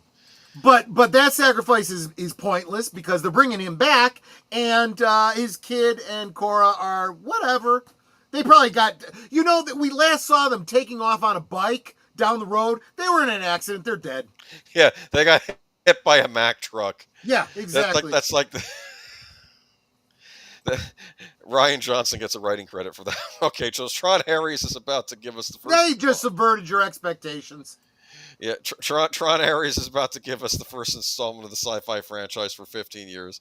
Jared Leto as a humanoid AI, and much more besides the movie. But the movie won't be giving us any surprise legacy cameos. Jeff Bridges is the only Tron actor reprising his role for the threequel, making a return as Kevin Flynn, which means there's no comeback for the characters like Garrett Hedlund, Sam Flynn, and Cillian Murphy's Dillinger Jr. There's a reason for that, though, although the team behind the movie is slightly different from what it is. This is a quote, "These things are not only creative choices. Sometimes actors don't want to be in it anymore," director Joaquin Ronin says. Yeah, and oftentimes they don't want to be in it because they read the script, you effer. Yeah, did you ask them? Yeah. And you know what else you can do? I'm sorry, you can always recast. It's been a number of years later. Just recast. It's okay. You can do that. I didn't realize that Dillinger Jr. wasn't going to be in this. I thought the actor they had playing the Dillinger character was they just picked a different actor to play him. Not realize, oh no, this is a different member of the Dillinger family in this movie. This is so stupid. There are different ways. And here's the other thing. Why are they calling it Tron Ares? There is no Tron in it. They should have just friggin' called it Ares. Again, originally I thought this might have been like a spin-off movie, which, again, I'm not sure why we're getting a spin-off movie when what we need is a direct sequel, but because it's not like they're spending less money on this, then they would have I had a will full not sequel. be seeing this movie. So there are different ways of looking at that, but I think the story fell into place where we felt we didn't need the old characters to be front and center. We wanted to take this into a new direction while at the same time honoring the universe that we're in. They're not old characters; they were brand new, introduced. I mean, I know it's been 15 years now, but they weren't old. They were. Yeah. Olivia Wilde's still alive. The actor played Sam Flynn's on Tulsa King right now. They couldn't have gotten him back. I mean, I'm just. The movie's titular Ares is Leto's character, super talent, artificial intelligence program brought to the digital world. Whether I don't care. We're telling the story that is 14 years later, and the most important thing is that we tell this new story in a way that works. As producer Justin Springer, to just throw cameos in where it's a parade of people that we love from this franchise. I just feel like it's fan service, and that doesn't serve the story. But we're definitely focused on ways to surprise the audience. Heaven forbid we should serve the audience. What they actually want. No, they're going to take what we give them, and they're going to like it. Welcome, Robert's Infinite Realms. He says the more I find out, the more disappointed it sounds. I'm beyond that. There is no longer anything that is going to get me to go see this movie. I will not be seeing it. I'm done. Yeah, I'm done. It's Disney. Why did I want to think differently? You know why I thought differently? Take care, buddy. Thanks for stopping in. It was like with Willow. Like, people think, oh, Willow, are they going to make it all cringy and stuff? Well, can they really afford to do that? Because Willow kind of needs to build an audience, because it had the one movie, but even that was like let's be honest, if best it had a cult following. It was not a huge hit when it came out. So, like, you really have to bring your A game to revitalize something like Willow. And instead, they did the exact opposite. And the same. Oh, I'm sorry. I thought you were done. Well, no, and the same goes for Tron, though, because they took too long to make this sequel. Now they kind of have to build a new audience again. Yeah, and what's the point of doing a sequel if you're not, building on what you did before? It's just absolutely You can still ridiculous. bring those actors back and those characters back, though, and introduce the new audience to them. It's fine. It's Yeah. Michael Keaton famously said that when they asked him why he didn't do Batman 3, he answered, I read the script. It wasn't very good. Yeah, this is what people forget. There's two things that brings an actor to do a project. One is the money, and they're lying if they say that's not true. The other is, how am I going to look if I do this movie? Is it going to make me look like a fool, or is it going to make me look, good to my fans? And the fans of the first two movies, let's face it, we saw that third movie and we're like, I wanted Tron 3. I wanted Dillinger Jr. versus Sam Flynn, and the hinted return of the Master Control Program. That was supposed to be Tron 3. Mm-hmm. The layout was alright, and Cora was supposed to be doing some very interesting things in the real world because, of course, she was an ISO that was not, brought into the real world. So I don't know if she was going to have superpowers or something. And, and I feel like everyone's been replaced. So Sam Flynn's been replaced with this new girl boss character that saved the company. Dylan Jr. has been replaced by his nephew now. I actually had this Tron's idea. Been replaced with Jared Leto, and Cora's been replaced by Athena, whoever that other character is now. I had this idea that Cora was going to be, she was going to kind of be a girl boss in that, she probably was like super computer girl and stuff, but then have that that wide-eyed wonder about the world, which could have been really cute, and then play that off of Flynn's, the relationship between them, and I don't know. It could have been a really, really good story, but you know what? Screw them. I don't care. This isn't my Tron. Good luck with your new audience that doesn't exist, just like every other franchise that's been killed. And your lead actor has trouble in the media too. Exactly. I'm over it. Let's move on to Paramount. I know, right? He's still my heart. Mm-hmm. Actually, she's not bad looking. Anyway, no, I'm sorry. Anyway. Yeah, but get rid of her. Get rid of all of them. I know. Paramount's international chief Pam Kaufman to exit after Skydance takeover. After much thought and reflection, I made the difficult decision to leave Paramount. We have had the extraordinary journey of the immense privilege of helping shape the stories that touched the millions we brought to iconic characters like. Is that all that's here? Is her letter? Was there an article with this? I don't know, but you know what? That's a primary source. I think that's good enough. What else do you need to know other than what she had to say about leaving and the fact that she's leaving? We're seeing turnover at Paramount because of the Skydance takeover. That's the headline here. Yeah. Okay. Yeah, let's move on. Okay. Goodbye. I mean, you have anything? I know I could read the whole letter if you'd want. No. We don't need to say anything else. I think I'm past. Oh, here we go. What is this? Lionsgate. Yeah, we'll be talking more about this. Oh my goodness. Yeah, we'll be talking more about Lionsgate AI is struggling. in general. Yeah. Lionsgate is struggling to make AI-generated films with Runway. Last year, the AI video company Runway joined forces with major Hollywood studio Lionsgate in a partnership the pair hoped would result in AI-generated scenes and even potentially full-length movies, but the project has hit a snag. According to the report by The Wrap, the past 12 months have been unproductive. Lionsgate distributes Hollywood blockbusters including The Hunger Games, John Wick, The Twilight Saga, and Saw franchises.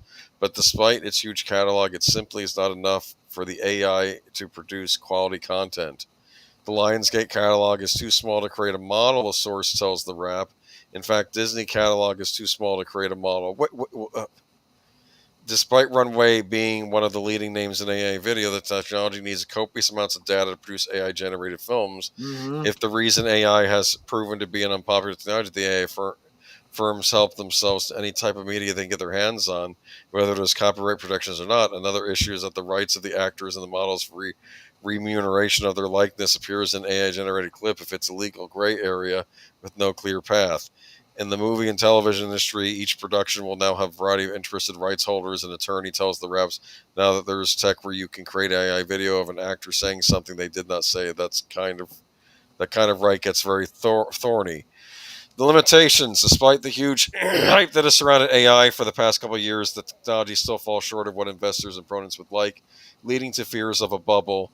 And using a relatively narrow set such as the Lionsgate back catalog simply isn't enough. Adobe, for example, leverages multiple different models for its Firefly model. Most recently announced that it had added Luma's A1 Ray 3 video model to go with models from Google and OpenAI. So they're basically saying that they want the AI to create movies for them, but there aren't enough movies for the AI to learn from to make this possible, or at least that it can legally get its hands on. I guess. It's saying "feed me" and they're not feeding it. Yeah, you think I'm joking? It's probably literally saying "feed me Seymour." Oh yeah. my goodness! Even AI videos like Google's much vaunted VO3 still has the drawbacks, and that is strained from the entire YouTube library. Interesting. So the Google's VO2 was trained from the entire YouTube library. Good. Maybe some of my rants will come through in some of their movies. What are you gonna do if there's like a AI Troy out there sometime, huh? God, he's gonna pop on camera, telling you to eat babies. That. It's gonna happen. Yeah, right. Did I say eat baby back ribs? I meant eat babies. Okay, Disney. Get in my belly. Oh yeah, that was a funny bit in that. I didn't like it as much as the first one, but there were still some funny things in Austin Powers. Even in part 3, my favorite part in part 3 was Goldmember. I'm from Holland. Remember when he kept saying that? Yeah. Okay, Disney pockets $2.2 billion for filming outside America. This one is actually a little bit funny when you actually read between the lines on this one. Yeah, I don't know. Jessica Carter says it didn't make much sense. It's too much. They couldn't say Disney. I don't know. That's what they were saying in the article. There's not enough in the Disney catalog, which is odd since Disney owns half of everything. But anyway, Disney pockets $2.2 billion for filming outside America. Disney has been handed $2.2 billion by the government of the United Kingdom over the past 15 years in return for filming movies and streaming shows on its country in the country, according to analysis of more than 400 company filings. Disney is believed to have the biggest Disney is believed to be the biggest single beneficiary of the audiovisual expenditure credit in the UK, which gives studios cash reimbursement of up to 25.5% of the money they spend there. This general fiscal incentives have attracted all kinds of major Hollywood studios to the United Kingdom, and the country has reeled in the returns from it. So let me pause real quick to let's kind of think about what that business model looks like. Sure. There is the upside to this ridiculous tax credit that they get as an incentive for filming in the UK, right? But in addition, they're also spending less on everything. It is cheaper for them to fly everybody out to the UK, board them, pay for food, all the stuff that you do, have the sets built and pay people to do things there, than it is to keep everything right here in California. What does that tell you? It tells me that we need to start putting incentives for people to start shooting in the United States. Yes, that means if you want to keep Hollywood in friggin' Hollywood, California, new scum, maybe you should get your head out of your ass and start thinking a little bit. Use the thinky bits between your ears. Anyway. I mean, the UK's doing all right, I guess, by this, aren't they? Well, they've got other problems, but yeah, I suppose they do benefit in this regard. And that's why you do it, right? You want people spending money in your cities, in your country, so you give them tax benefits and you say, we won't tax you so much if you'll stay here and spend money. Because you get tax dollars from that, right? No. California wants to tax you on the taxes and charge you a multiple fee. Anyway, so my point being that I'm certainly not faulting the UK for this, but the other thing that I'm saying is that 2.2 billion. That's the bottom line of this article, right? Oh, they got $2.2 billion. That sounds like a lot of money.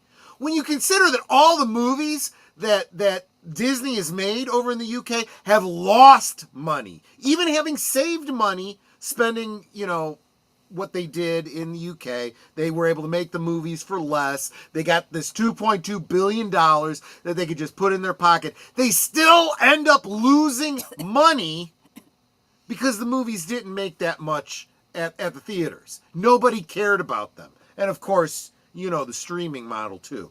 So this is a money waster, a money loser. So they're trying to pivot this and say, look at this money that's the thanks for playing medal. The UK government gives Hollywood studios vouchers for food and board, so actors don't even have to spend money on their own hotel and meals. Yeah. So why would you make a movie in California? That element I don't blame Disney for. That makes perfect sense. Exactly right. Welcome back, Boomer. I have no idea what's going on today.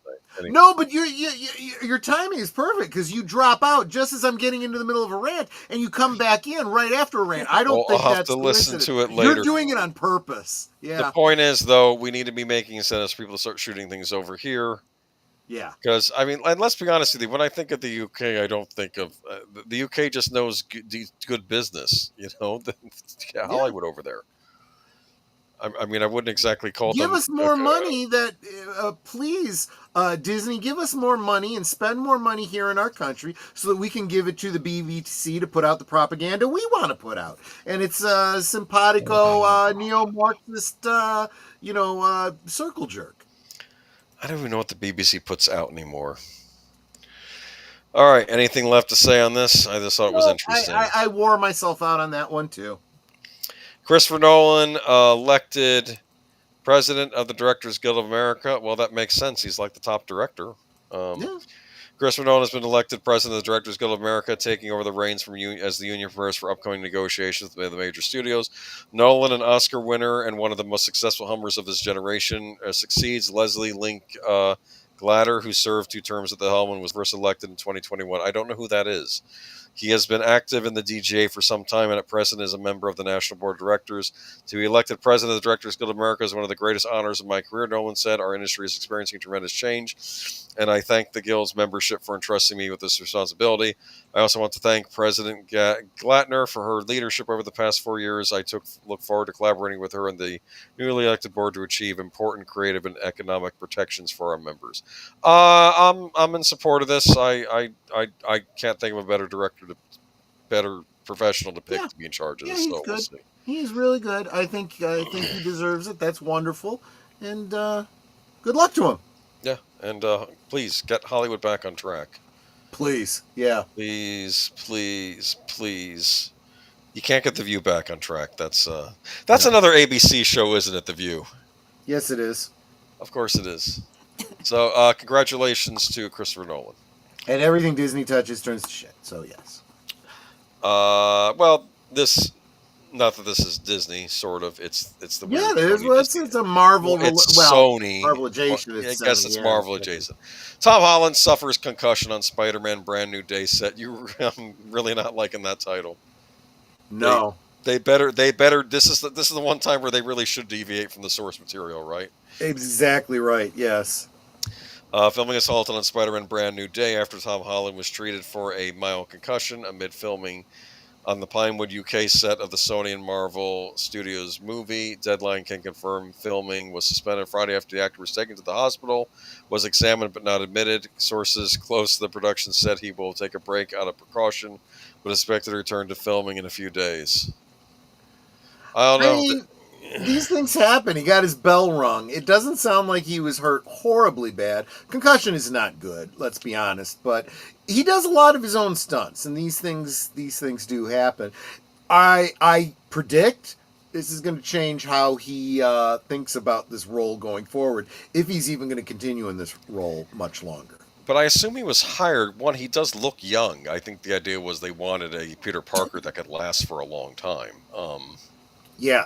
They were looking for the modern day Michael J. Fox is what and that's basically what they got. Yeah. Pinewood UK set. UK again. They're shooting in the UK. Well, but for him that's home, so it kind of makes sense for him. The outlet also reported that he since attended a charity event this week with co-star and fiancée Zendaya. Is Zendaya in the sequel?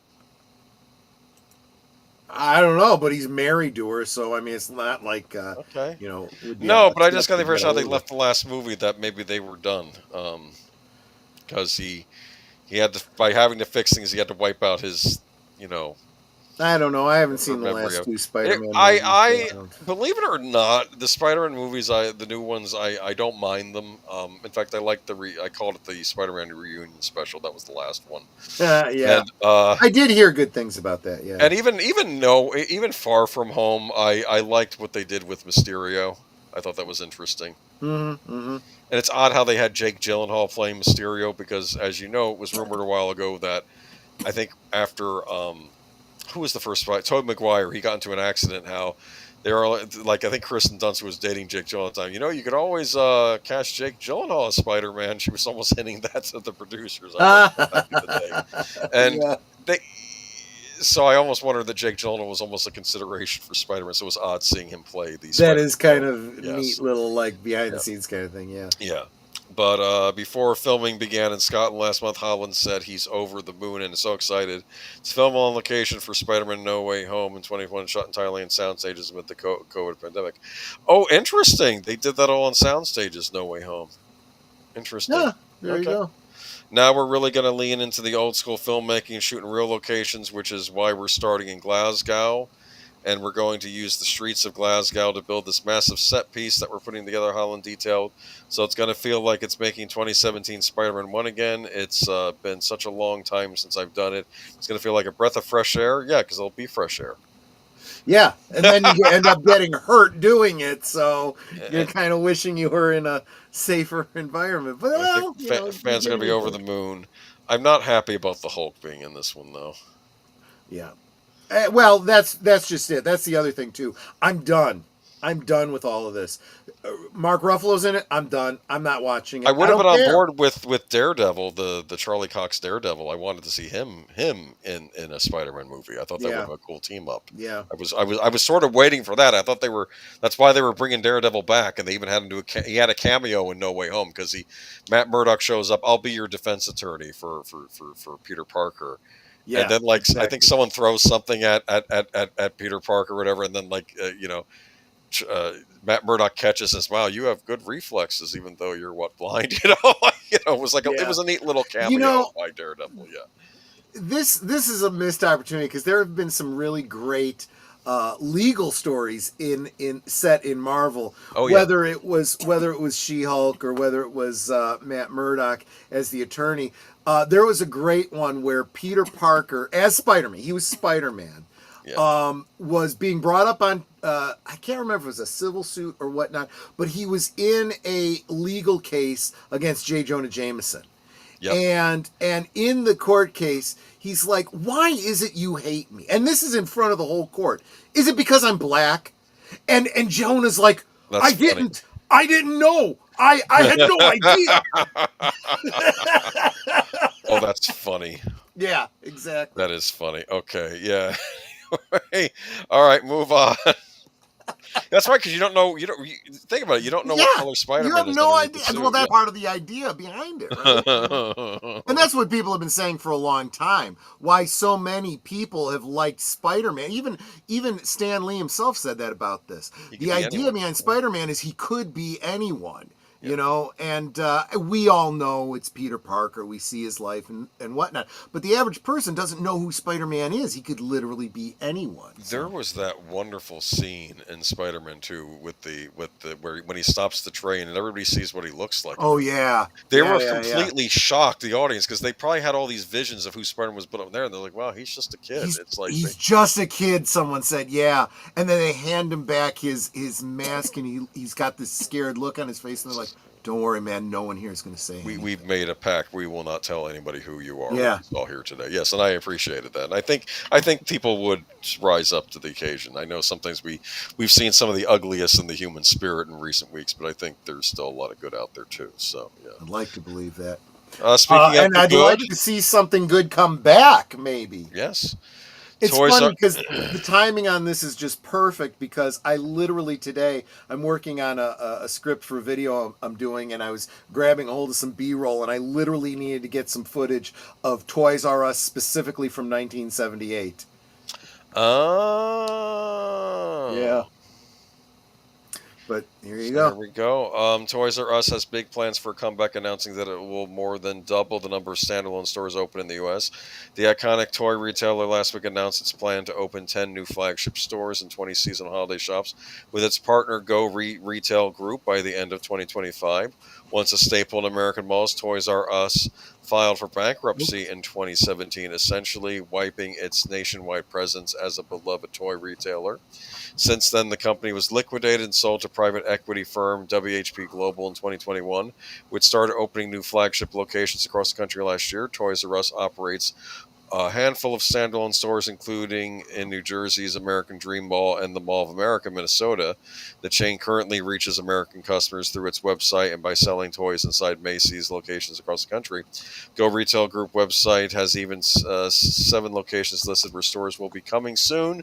New locations include Emeryville, California, Carmelo, California, Long Beach, California, Thornton, Colorado, Omaha, Nebraska, Hanover, Maryland, and West Des Moines, Iowa. Hey! They're getting How closer. far is that from you? About 8-hour drive. Forget it. It's not well, no, that did get me though to kind of go and check out their website, which is incredibly. There's a lot more here than there was. This was what I said when they went out of business. One of the biggest problems with Toys R Us was that I would go into Toys R Us, I didn't find what I was looking for, so I would go to the manager or whatever and say, "Hey, is this something you can order? Can you tell me if it's at another store?" "No, I'm sorry, we can't do that." "Really?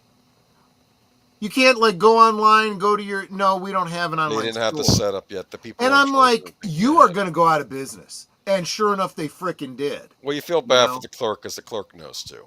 You know, the clerk knows we need these things. You probably were not the first customer to tell them that too, and it's ridiculous that in the age of that, I think retailers really weren't prepared for the internet. They just weren't. Well, and some were. Walmart obviously was. You don't have to be ahead of the curve. You just got to pay attention to the fact that there is a damn curve. You know, because by the time you're going out of business, you're going, where's all of our business gone? Well, they're all buying stuff from Amazon, you dumbass. Where have you been for the past decade? You know?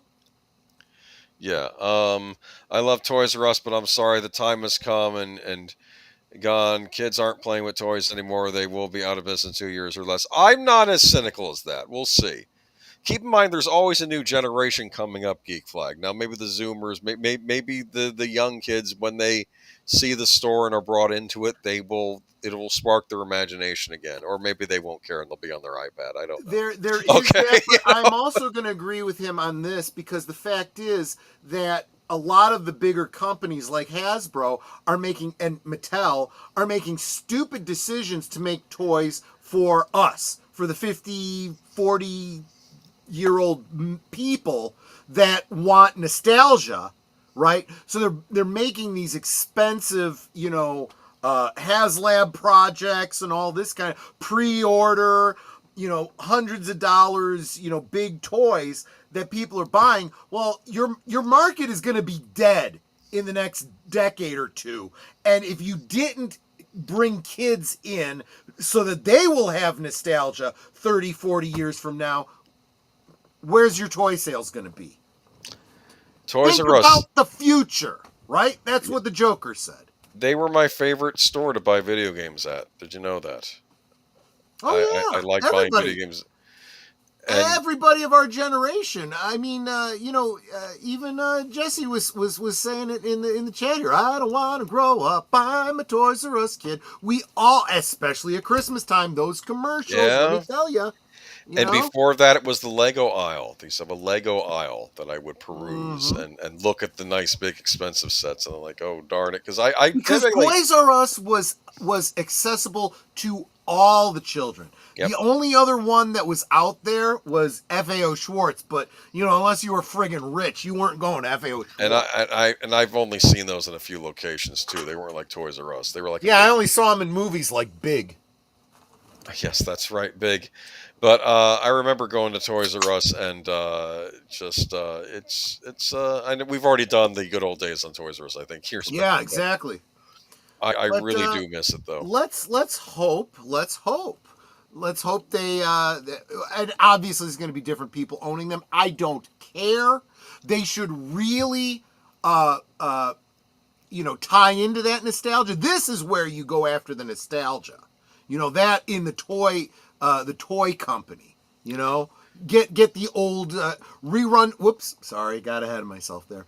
Get the old commercials out.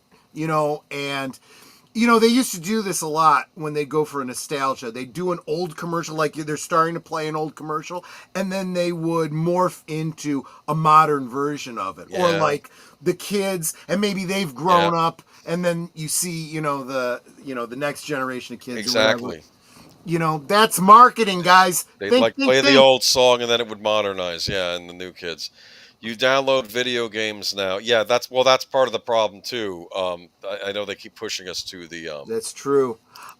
And Clue Studio says, I like this ruthless Troy. Yes, I have nothing to do with Ruth. She's out of here. Anyway. So yeah. Now I want a baby Ruth. Oh yeah. It's that time of year, right? Baby Ruth and Butterfinger. Speaking of which. Yeah, let's get to it. That was my segue. Okay. That was a great pivot. Hershey, this one I sent this to Boomer early in the week. I said, this has to be our last article because this is funny. I got a lot of mileage out of this. Hershey's beats lawsuit claiming Reese's Halloween candies aren't spooky. I love that. Yeah. So this is from Hershey. Defeated a lawsuit claiming it misled consumers who were disappointed the Halloween-themed Reese's peanut butter candies they bought lacked the decorative details shown on the labels. U.S. District Judge Melissa Damian ruled on Friday that the plaintiffs did not show they suffered economic harm because their pumpkin-shaped candies, which look like contain artistic carvings of triangular eyes and crooked mouths, were blank. Yes, I've believe it or not, I've complained about that too. That's not how it looks on the package. Yeah. Okay.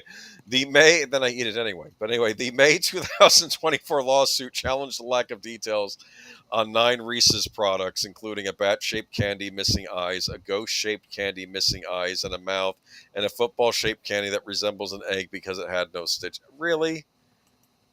Really? Yeah. This was brought to court. Damien also had said the subjective belief that the plaintiffs that they overpaid did not support their claims and give them standing to sue. No, they're not charging more for this than they would any other kind of Reese's. It's just for fun.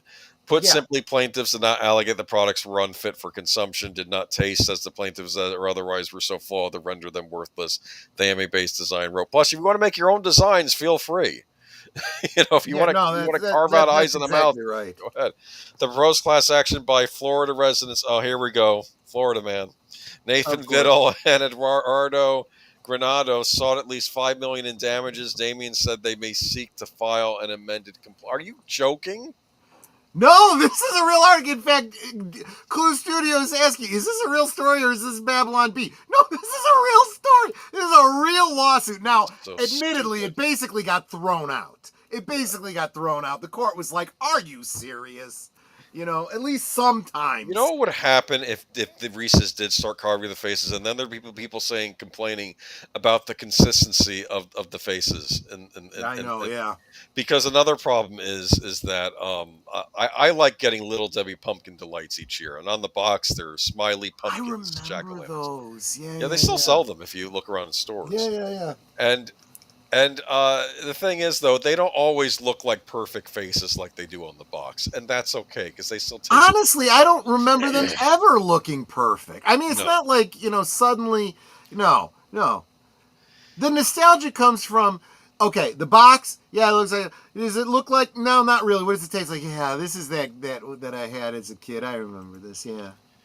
Look, they didn't even used to do Halloween-shaped things. Will you chill out? Seeking dismissal. Actually, it's funny because this actual thing that you're showing is very much what someone would normally have gotten back in the day. Yes. Get all these little fun-sized candies. Yes. They weren't Halloween themed. They were just, an assortment pack so that you could have a whole bunch of different kinds of candies. You know what I'm waiting for, though? I'm waiting for someone to open up the football and someone to open up the Easter egg and said, "This is the same thing." Well, they have. I'll tell you what. If I was a candy company, that's exactly what I would do. I would have it chocolate for football season, and then I would use white chocolate for Easter. They've Boom, done that. Yeah. Anyway, Hershey, Pennsylvania company also said the plaintiffs in the end got what they paid for: delicious Reese's candy. Yes. Why are you complaining? You got the candy. And you know what? If your complaint is that, oh, these confectionery candies, they don't look like they are on the wrapping, this is maybe your answer to become an entrepreneur and start your own candy company, okay? Exactly. There you go. Right. And Tree Rock Creation says, does that package of candy cost $10?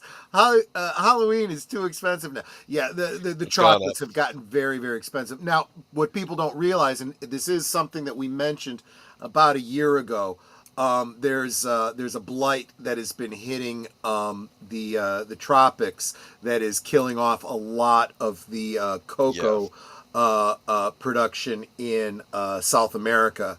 That's South why and the Central chocolate's America. gone up. Okay, I was wondering.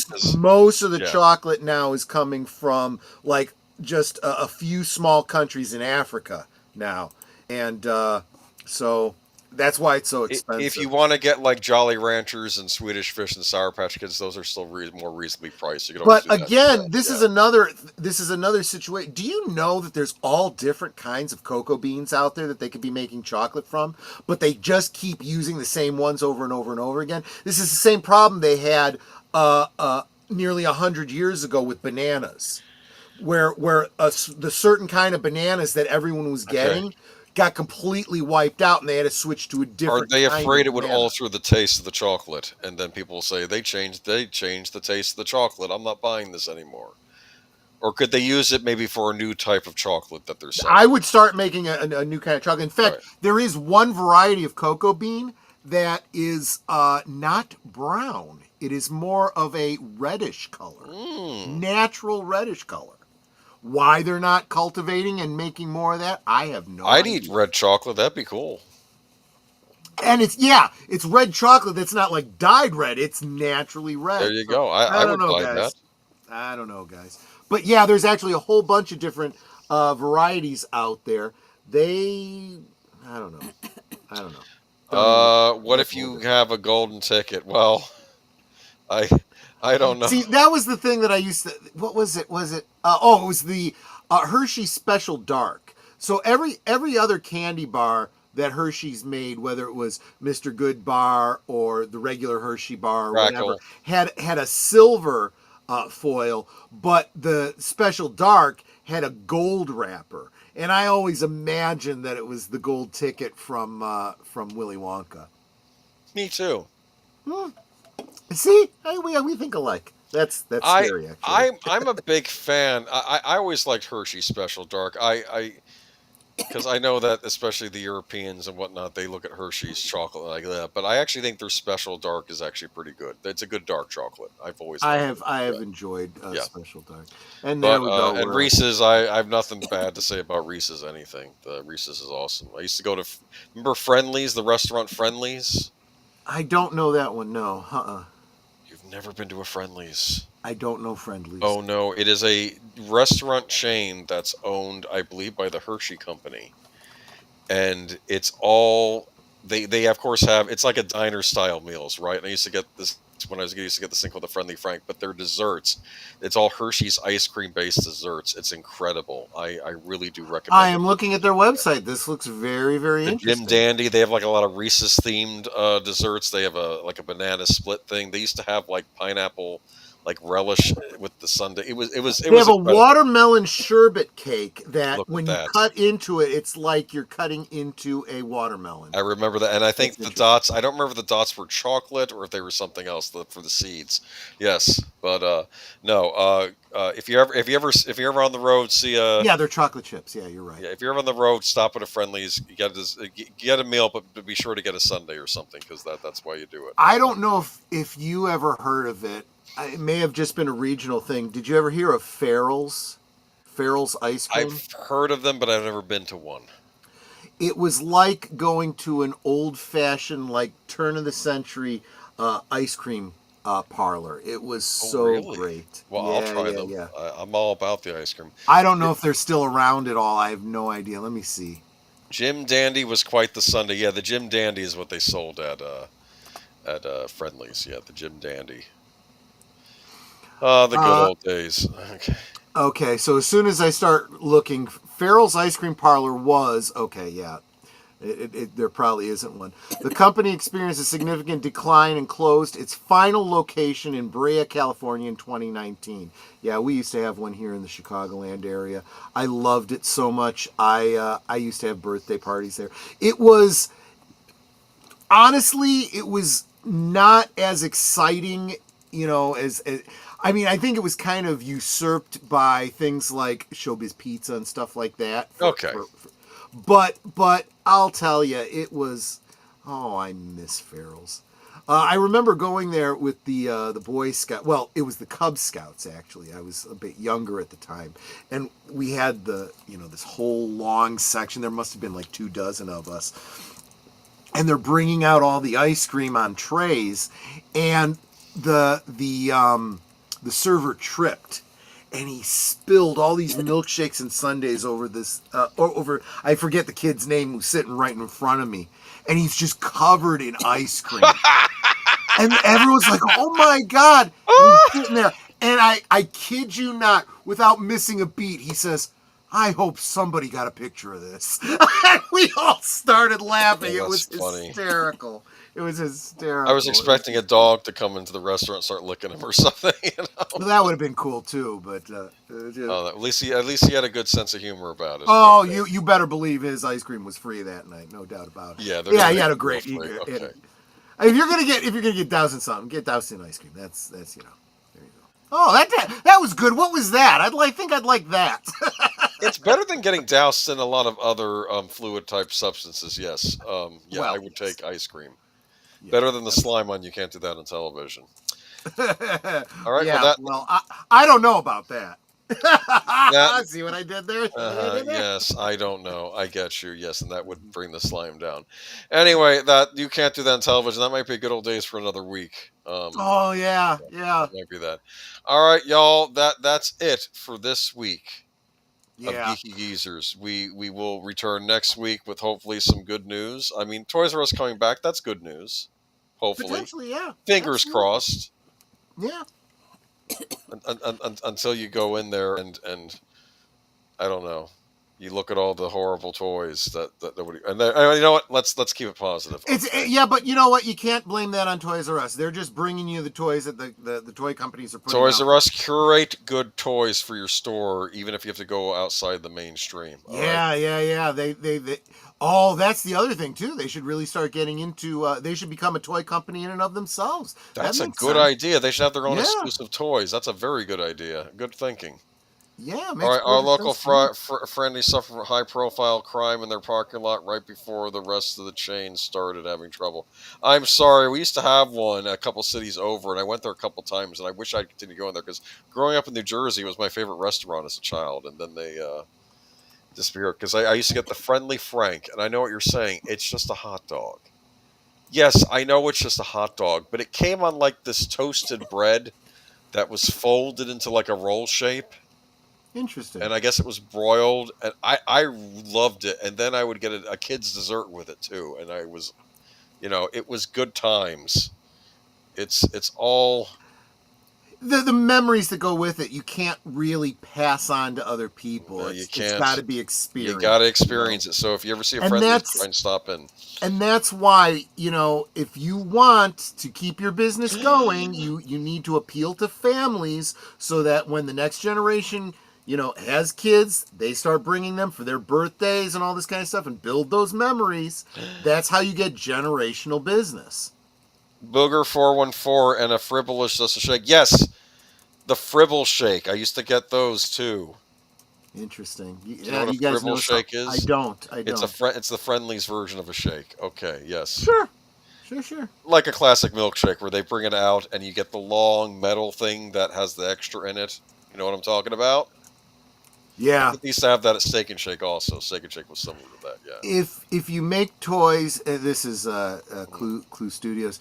If they make toys, then places like Amazon can make them rich while they use their stores as showrooms. That's synergy. That's good thinking there, Clue. Yeah, absolutely.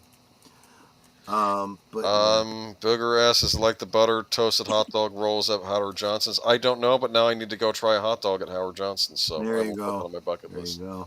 I'm getting hungry. We got to wrap this up. Yeah. So members. Well, first tomorrow at noon Central. That would be 1 Eastern.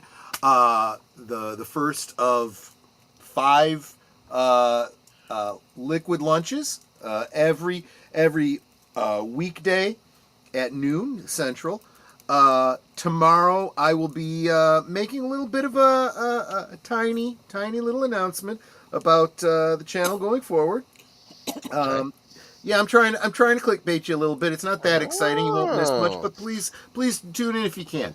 And then tomorrow night, all the members, which includes Horror Cat Dad as of tonight, and a number of others, I will be hosting the movie The Natural on Members Night at the Movies. That's The Natural. Classic. With Robert Redford, to celebrate both the life of Robert Redford and the end of baseball season this week. It's a good time of year to show that movie too. I think it Yeah. feels right. Yeah, yeah. Exactly right. It's a classic. Exactly. And then, of course, Tuesday on Live from Sparkwood in 21, we will be watching the second half of Dynamic 01, a few more David Lynch short films, and then a question and answer session with David Lynch. You don't get a lot of those, so that's something to tune in for. That's 7:30 Central, 8:30 Eastern on Deleted Scenes and his affiliates. And speaking of his affiliates, on my channel immediately after, we will be watching the next episode of Blake 7 called The Games. The Gamers. I think it's games. Yes. These deadly games? Potentially, yes. Okay. Exactly.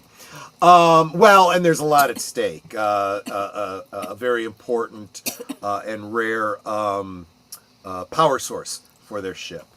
That's Tuesday. Thursday on Netter's Network.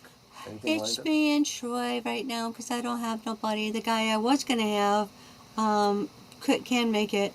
So it's going to be the two of us talking. Hopefully, I have a voice. Yeah. she's got 4 days to get her voice together, yeah. Wait, I lost my voice 4 days ago. I know. We'll have to get you to bed early. And then Friday, of course, well, we were talking behind the scenes, and I had originally been planning a karaoke stream, which is coming, but I don't think we're going to do that this Friday. We're going to push that off a week. Give me a chance to get some invites out there. But we're going to be we're going into the holiday season, and next Monday is the October full moon. So Boomer and I were thinking, if it's an October full moon, we need to talk about werewolves. So we'll be talking about some of our favorite werewolf movies this Friday night. So by all means, make sure you guys let us know what some of your favorite werewolf films are as well. And that brings us around to Saturday. Saturday night at the movies is over on Big Al Presents, where I believe we're going to be watching the Stephen King film Carrie with Sissy Spacek and what's his name? Vinny Barbarino. You know, who directed that movie? That was Brian De Palma. Oh, okay. Yes. There you go. Yes. There you go. It's classic, scary, good and stuff. That brings us back around to right over here. So there we go. We'll see you next week. We've been taken care of, and looking forward to seeing y'all next time. Yep. Have a good week. Bye bye. Take care, everyone. Bye bye. Good night.